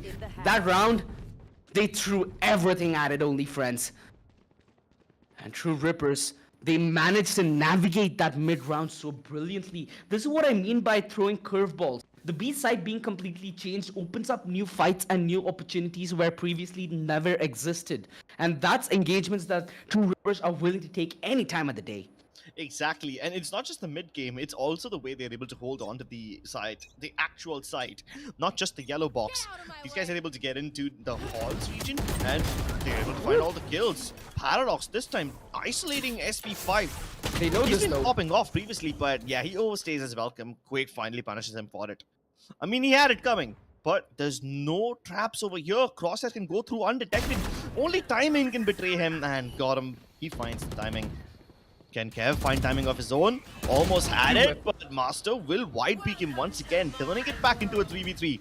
Hopefully this Viper spin keeps the round in favor of True Rippers as they find the space to go for the plant, but they just have to dodge this shock dart and snake bite barrage that's boiling away the area underneath their feet once again. Cruiser's flank is on time. He catches one player. Master removed from the picture, and his utility could have been a game changer, but Relic now extends. Oh my lord! The hunt begins and it ends right there. Yeah, more like I need cover than they need cover, but yeah. 8-4. At least somewhat of a decent reply to end the half on. Still a lot of work to be done by Only Friends. This is a very, very hard fight to take now, because not only do they need to perform a miraculous comeback on Heistbox, but if they do win this out, there's still going to be a deciding map 3, which is split. If yeah, it's going to be split. So if it goes all the way, split's going to be the decider. Do you see this going all the way though? I do not actually. Yeah, neither do I. That's why I'm like, if it goes all the way, nah. Even I'm sensing a quick True Rippers 2-0. Paradox once again with one tap guard. You gotta see the diff. And- Now they will destroy this drone, obviously. Yeah, and it's an obvious bait as well. Okay. He's using their own toxin screen against them, and he's not been detected yet. He lets 3 players pass. Quake is out there, and now he realizes he's over here. He's missed his opportunity, but at least he took down Kev before he finally bites the dust. Still, numbers advantage in favor of Only Friends. Maybe this could swing right now as Relic finds the opening on the back lines. They're getting pinched from both the sides, and SP5 not getting covered. He was really hoping that his Sage would cover him, but they find the cover towards the dying embers of that round. Timing. Oh, timing. It's big. He knows. Crosshair knows the play here. And the close peek. Oh, the element of surprise never ceases to amaze. Crosshair yet again finds the clutch. Consistency is key. And True Rippers consistently never cease to amaze. This is deja vu. We've seen Crosshair clutch things before on the very same position in the previous half. That was a 1v3. This was a 1v2. Much better odds. And regardless of whichever side of the map he is on, whether he's a defender or an attacker, you put him on the yellow box and he's going to find his success. That box is nothing but green for him. You put him in yellow and it suddenly will start looking mellow, eh? Oh, okay. I mean, if the rhymes are great, then you gotta be feeling fine with those shots. Aggressive angles this time by the members of True Rippers as they try to exploit the high ground. Not just towards the B side, but also on A towers. And Relic getting away with murder once again. A double kill? Nah, that's just gross. It takes Kev so much effort to finally shut him down, but there's already a backstab by one tap god, and he sees 2 people at once. He's like, nope, not for me. He's gonna hide here though. Are they gonna anticipate this? The hard clear is coming in. Oh, they're not quick enough. Kev classics him. All right. Marshall at range. Either side being off one-shot lethality at this point. Paradox just needs to hold in on their body. Tries to go for the head.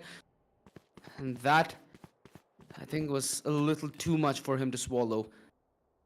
Crosshair has everything he needs except for his trademarks, which I think both are placed towards the A side. He can comfortably take a gamble either towards mid or B. But he's second doubting himself. He is, however, living in a little bit of security. Giving so much time to Cruiser allows him to get his heal back up, which now puts the onus on him. Wall? They're just seeing if there's a trademark around the corner, which there is, and Crosshair is going to commit. He's a man of commitment. We believe in him. He believes in himself, and it seems like he's believing in the clutch. What? Okay. This. I think the only reason he put up that barrier was to just make sure he doesn't get beat from oranges. But it didn't really work. Yeah, I was out gonna as he say planned, this but is either like 200 IQ or 2 IQ, but I'm gonna leave that on the cruiser because he's the player and he needs to make the plays. It seems like he's found the timing window though. Is he gonna knife him? He's gonna. Wait, that's a radar playing tricks on me. I thought he's moving in out in the open. Nah, he's just playing time. He's a smarter player. He's gonna wait for him to come up close and personal. What's happening? What's happening? just Are they jumped fine? right off. He jumped right off. Okay.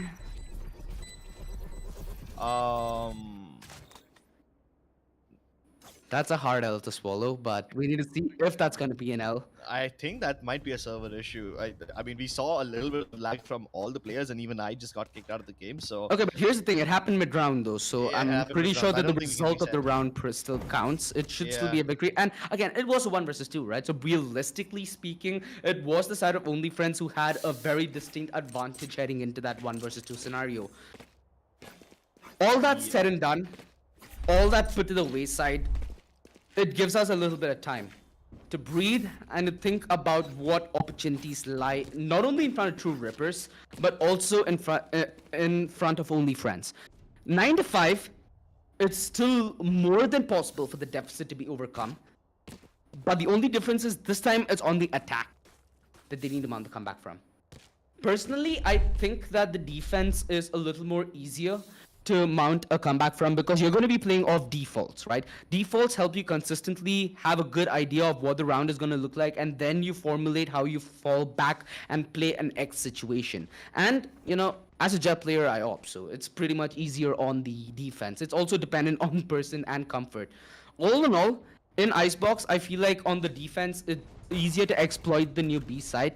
So I feel like Only Friends have put themselves in an uncomfortable back foot, but a back foot nonetheless that they need to fight back from. I have another opinion about this one. So you saw how True Rippers were playing towards the end of that first half, right? They were sticking together a lot more instead of going for those splits, and it worked out for them because they were trying to hit the sides with more momentum. And towards the end of it, when even Only Friends were, you know, getting used to the defaults of True Rippers, they were able to find the patterns and get in the rotations a lot more quickly. If that is something that True Rippers continue to do, if they continue to play together as a team instead of playing as individual pickers and movers, then I think it's going to be a little harder for the side of Only Friends because the numbers advantage obviously will rely on how close together True Rippers are. And now that they're playing off of each other more, it's gonna be easier for them. Especially with 3 characters being characters that can get away from trouble. Relic, Crosshair, Paradox, these guys can all create crossfires, but in very, very aggressive angles instead of holding the standard crossfires. I don't think that's something that the members of Only Friends will expect. How often do you see a composition which has 3 getaway characters? I mean, in a professional game, not as much, just Yeah, with the yeah. fact that utility outweighs the reliance on solo individual success. Yeah. One thing that I feel like we also should consider here as we're talking about the possibility of a comeback from the side of Only Friends is the fact that Paradox is going to be dangerously close to that operator if he chooses to completely save. That could be an interesting mix to the equation because in the new Icebox, it's kind of harder to get the op running on the B side with a lot more angles missing. You have more safer angles, but the amount of angles you have is significantly lesser as a defender. So you can't take many fights, but the fights you can take are sort of going to be a little more favorable from how the previous B side was placed. Rather, on the A side, it's almost similar, right? You only have the difference where the left side, what's that angle? It's the attacking rafter, right? To the left side of Nest, right in front. So you don't get the opportunity to jump on top of that anymore to deny any kind of aggression to the right side of 410. That's I mean, a very interesting observation, but are these players going to focus on that? I mean, it's too minute of a detail, and We sure, have they seen might be pro able to players play exploit it. 410 though. So I Yeah, think but then, to some extent, yeah. I mean, on the attacking side, True Rippers were using the zipline plays quite often. Yeah. Even I made a comment that they were acting like SEALs, Navy 6 SEAls, going around on the zip lines. But as defenders, I don't really see them doing that thing often. The moment I say that, Crosshair tries to get on the zip, and that's exactly when he dies. Kev so quick on belt already. Instantly got denied the position, and now Relic's trapped. No getaway for him as he gets spammed through those walls. What? Bro, these are the sheriff shots that make you question the game. How did none of those connect? I don't know, but Master lands the one that seems the more harder of the lot. Here's the orb being picked up, and Master cannot swing as wide to punish. Sees a barrage of members heading his way. He holds strong, though. The kill on a Kev ensures that this round still has a glimmer of hope. One tap, God. If he landed that kill on a cruiser, that could have been the deal done and dusted. Master not in a position to punish that revive. It's going to be a solid 1 versus 3 he needs to pull off. With only 30 HP, this seems far propelled from even making it to his mind to a dream. Yeah, he's going to go down. 9-6. 3 rounds is what splits these teams. We're, however, going to be in the face of a bye from either side. Here, Yeah. Relic has that Empress available, which is going to be both phenomenal on the hold as you're going to be able to hold fort down, and on the retake when you can play very, very volatile with your dismiss, as information won't be given away apart from audio cues, and you can play with the combat stim, right? Really helps you out when you want to try making chaos and facilitating your team more. Look at this aggressive setup towards A though. It's gonna be aggression met with aggression. Fire, fall with fire. Paradox playing the aggressive stance. Oh, he tries to go for the flick. He opens the blades himself, but he ends up going down. Relic making good use of the space and the aggro being drawn in. Oh, the Vandal. It draws enough. Oh, God. The aggression up close and personal. Nobody pulling a break, as it seems to be a quick end. Quake. He's gonna slow this down, boiling this to a 1v1 duel. Misinformation is gonna be the name of the game. And they play ring around the rosy around 410. One tap card. Is he gonna anticipate the shoulder spotted? Quake a little too fast in the flick. Swaps out of the sheriff. He has the shock darts available to him. Reload.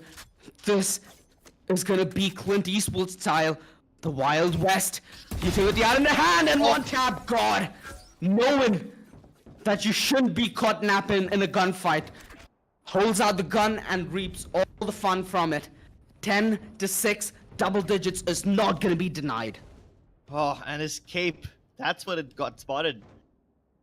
The cape Not got the him hero killed. that, yeah, not the kind of hero that you want for a decent, right? Yeah. Not all hero wears capes. Well, not because they're trying to be modest, it's because they're Yeah. smart. You know that Edna Mode in The Incredibles, the tiny costume designer? She hates capes, and now you know why. Well, pretty sure that the cape is not gonna hide the fact that the sweat's gonna be on and the rush. I mentioned the fact that the sweat's gonna be on, but they have not let that touch their veins. They are ice cold in their approach. They're in it to win it, ready to lose it all if they're ready to take it all. Master, he's playing on the right side of spawn with a small gap. Nice. Almost sensed that dismiss coming. Mind you, he was on the Empress, so it's relatively quicker. 7-10. A very crucial round, a crucial rush. I love the change of pace. That's what caught True Rippers completely off guard. Exactly. All the members of Only Friends had been showing presence to its A every round up until now. This is the first time they tried to exploit mid, and they did it so quickly. And consider this, there was a judge up close on the tube. That's the perfect position to put a judge in, but it got completely decimated, wide swung on. And then they maintained controls of oranges in such a beautiful manner. It's a delight to watch this one. Paradox with cheaper weaponry this time, Another but rush. the idea is the same. This time the Lear won't really blind him, and he gets 1 kill at the very least. So that's $200 invested very well.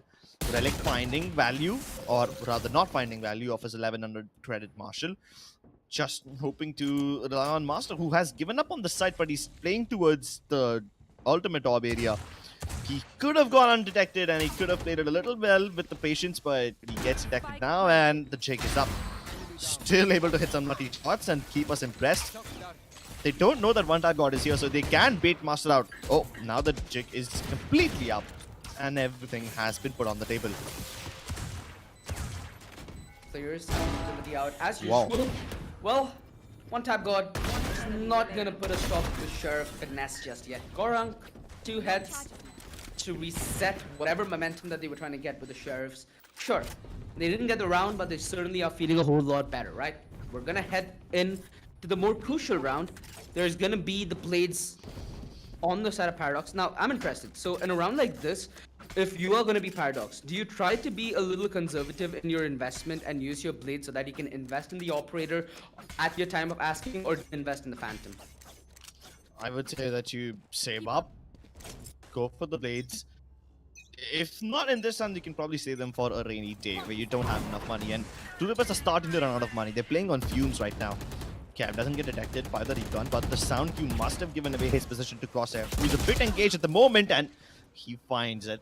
Kev dead. He can fall back. Will Paradox engage? Yes, at the perfect timing. He gets revealed, and now he must dodge that Hunter's Fury. Oh wait, it's Master's Hunter's Fury. So he's in no trouble at all. It's quick. Another one! Wow, finding every single one. His teammates reveal them through the minimap, and he follows up well. Amazing stuff by True Rippers as they win the more important round. If they would have lost this round, then all the economy would have been down the drain.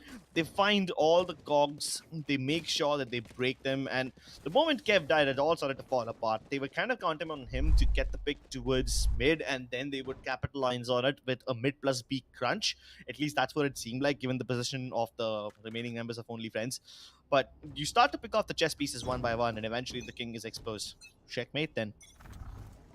Well, I mean, this might be a game of chess. It might be a mind game, but Quake is pretty annoyed by how the previous round played out.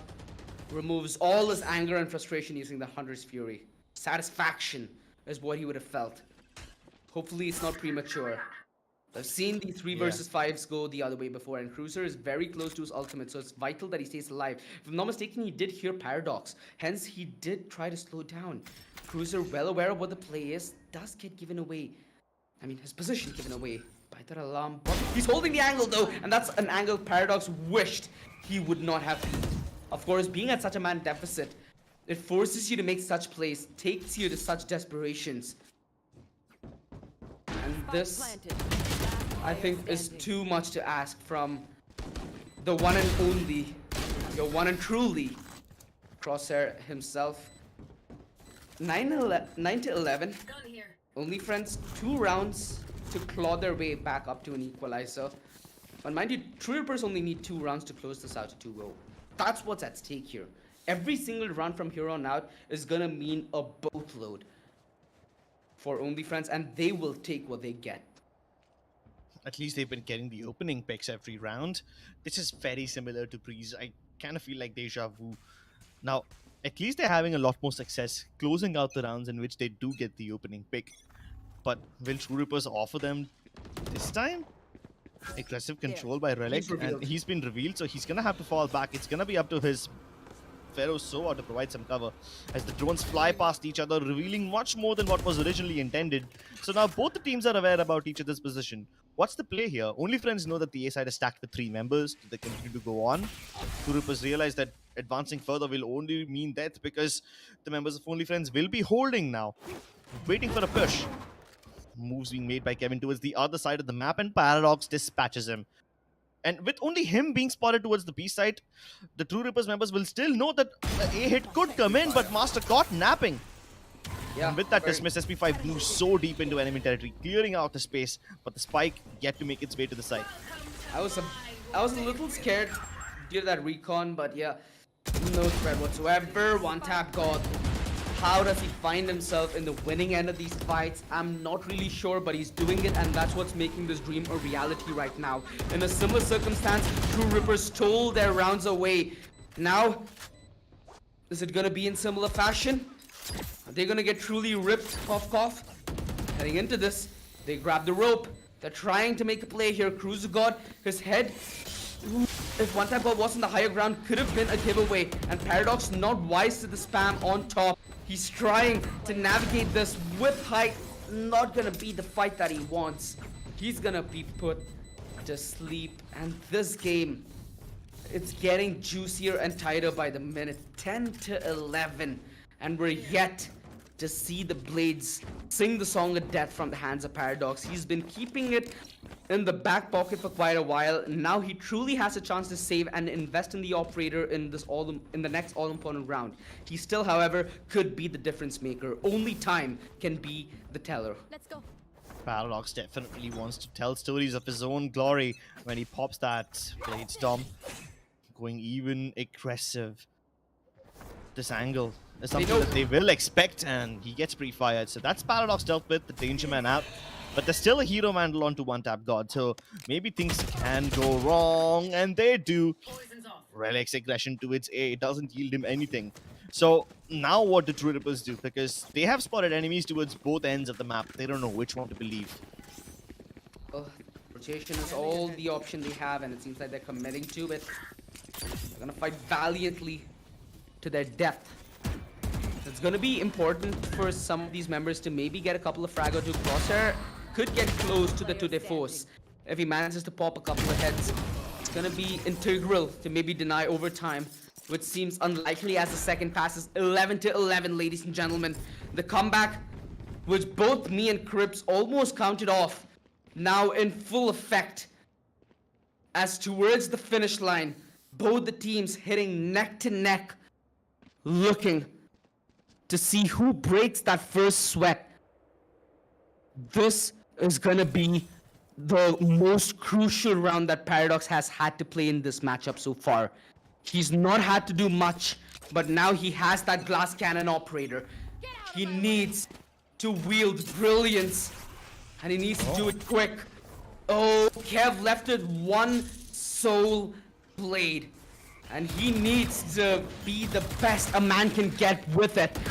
This reveal deters SP5 from any further push, but Crosshair is ready. He punches a hole in the wall, denying any kind of safety, which leaves him exposed. SP5, aggression, timed perfectly. Paradox cuts it short. Man disadvantage, nullified, but the HP looking dead even on either side. It's positioning and timing that's going to make the difference. With Relic removed, the backstabs out of the picture. It's all going to rely on the front lines for True Rippers to deliver. They look to be in the advantage for the majority of the game, and now it's slipping away. It's looking to be a dream forsaken from their hands. They attempt the defuse, and Kev, a brilliant tap. He's pushing his team to victory, and he's pushing his team to map point. True Rippers truly doomed, as only friends are not done just yet. Not at all. There was one semblance of hope towards the start of this round when True Rippers were getting the kills. There was a very comical moment where Cruiser's barrier op got Kev killed as he got elevated with it, leading straight to his death. But instantly the bait revive came through, and the moment True Rippers tried to pop out, they were instantly dealt with. The backstab from Relic thwarted all the attempts of a retake, nullified, and there you have it. The comeback. Not so impossible anymore. They are very close to pulling it off, and we might just get to see map number 3 with this one. True Rippers have nothing to work with. Crosshair's only is tour de force and no other gun. One tap got relegated to a Bulldog. No armor onto Relic. He's hoping that he gets a kill and he can overheal so that he can grab that extra HP. Otherwise, he is just a paper-thin target. And you can see the hesitation from True Rippers as well. They usually play aggressively, holding angles deeper, but this time, none of them have budged an inch. In fact, they aren't even holding very conventional crosshairs. They're holding very conservative ones.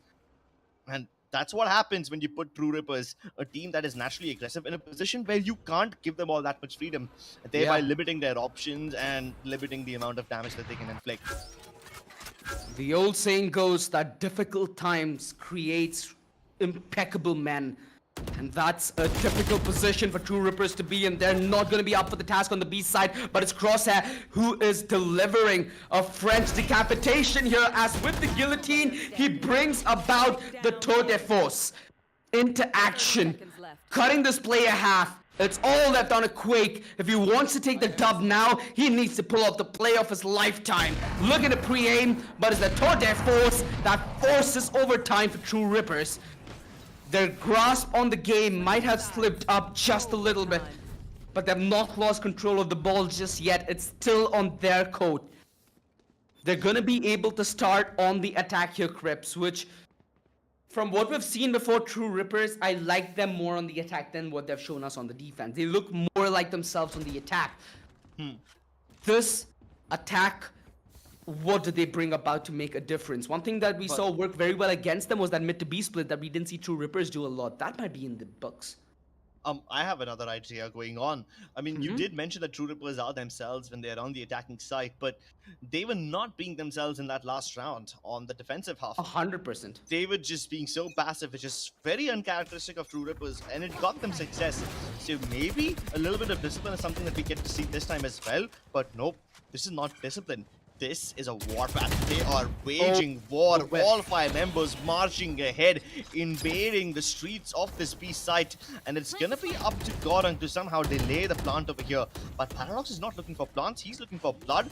He's prepped through the toxin screen, and the snake bite kind of indicates to me that Gorang has no idea that he's available in this position. Oh, the backstab is covered. And Paradox lying in wait, rubbing his hands, waiting for the perfect opportunity as he puts the nail on the defense. A flawless victory in overtime. True Rippers on map and match point. Switching sides. Came Match later point. than expected, but like we keep saying, Crips, better late than never. Yeah, and they kept it simple. They just assaulted the B site with all 5 members. No complicated lurks, no flanks, no prongs. Nothing as such, just a straight up B push. Yeah. Clean, effective, and sometimes that's all you need. It's like Maggie noodles, you know, quick, simple, 2 minutes and it's done. 20 seconds in Not this case. sponsored. Yeah, not sponsored by the way.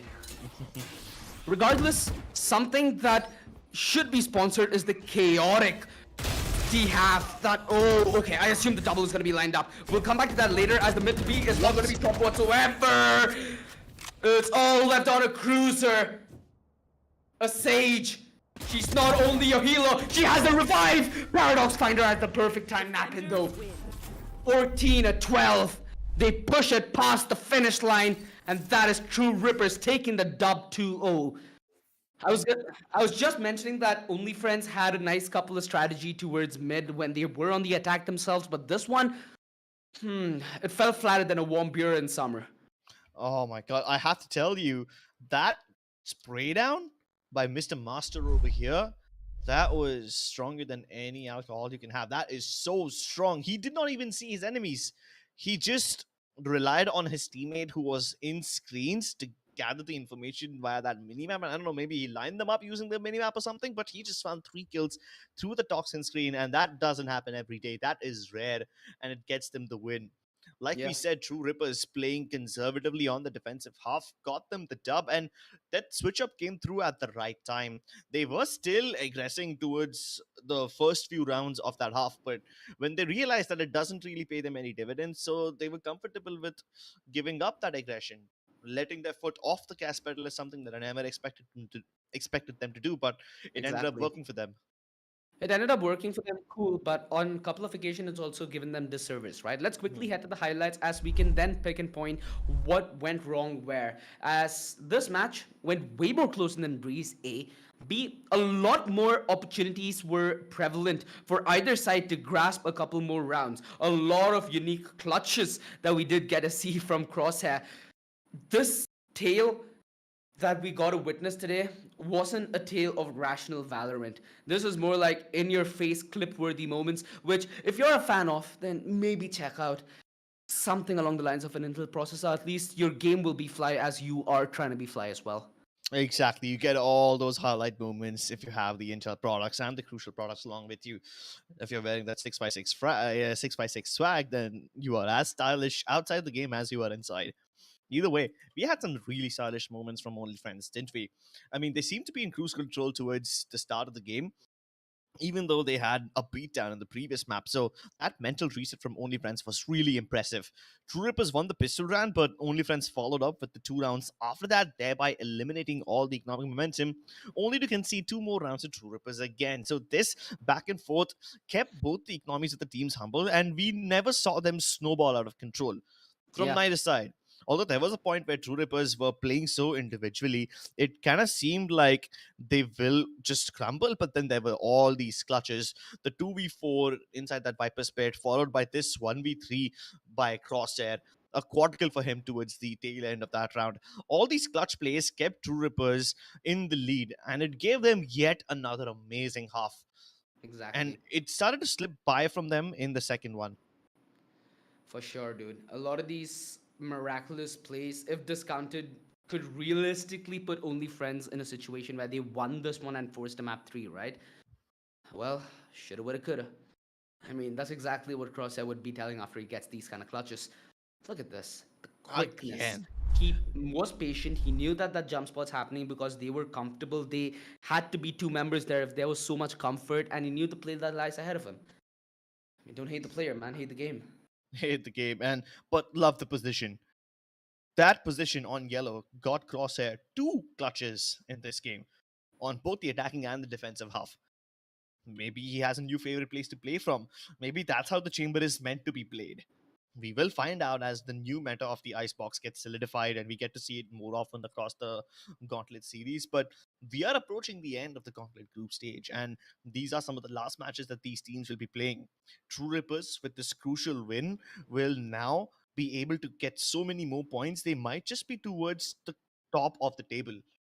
Yeah, they've propelled themselves far ahead. And if you're a fan of Only Friends, it's a little bit of a sorrow, right? Not only did they have sort of a disappointing start to the season of the Gauntlet, but it's not gone all that way. So let's quickly head to the group standings to see how our battle today has affected the overall scheme of what the Gauntlet's been like for the past few days. And in Group A, like we mentioned prior, Reckoning and Exploit having the ideal start being the bench setters for the rest. True Rippers clinching that third position that we mentioned today. It's crucial for them to do so. They put themselves in the podium position, and now it's all about holding on to what they have, right? It's going to be hard for them to overthrow somebody like a Team Exploit or a Reckoning, but still in the realms of possibility. Meanwhile, Only Friends, 7th position. Yeah, my heart falls harder than them in the leaderboard, man. I feel sad for them, and I hope that they find ways to bounce back in the future. Yeah, for now, their journey in the Gauntlet has most likely come to an end. 7 matches are up, and even after that, you haven't been able to get out of the 7th place. That kind of indicates that this team will not be able to get into the playoffs. True Rippers, though, they can still hold on to their position. They have one more match coming up, and maybe True Rippers can get closer and closer to the table toppers. And they Yeah, most likely should be able to get to the playoffs, which will be starting in a couple of weeks. But that's 100%. all from our side today, ladies and gentlemen. Thank you so much for tuning in. If you enjoyed what we do over here, do consider subscribing to this channel and liking this video. Go ahead and tell your friends about it as well. And while you're at it, go ahead and tell them about the lovely products from LG Ultragear, Crucial, Intel, and 6x6. Remember that Intel offers the best gaming value by delivering the best overall gaming experience. So go ahead and give them some love too, and follow the hashtag GameWithIntel.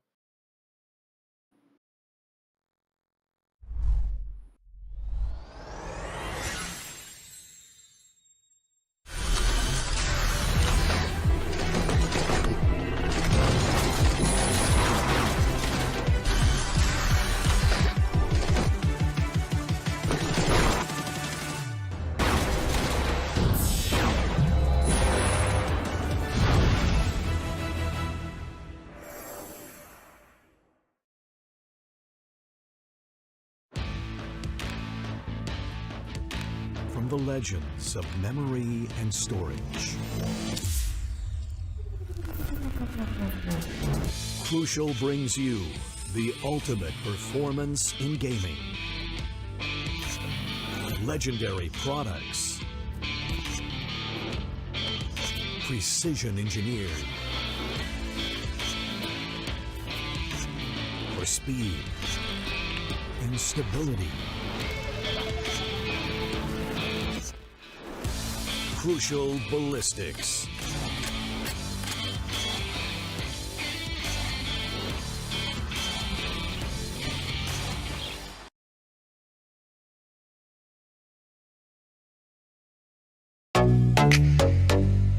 Hi guys, this is Zaya and welcome to Streamer Reviews, where gamers review the best new gaming laptops.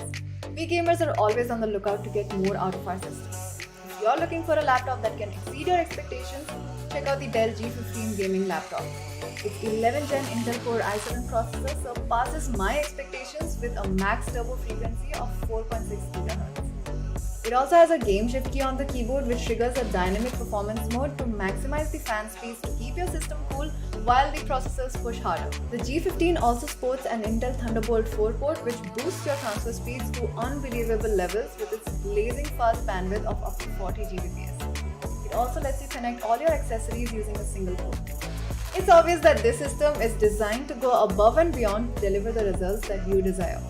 Get your Dell G15 powered by 11th Gen Intel Core processor now.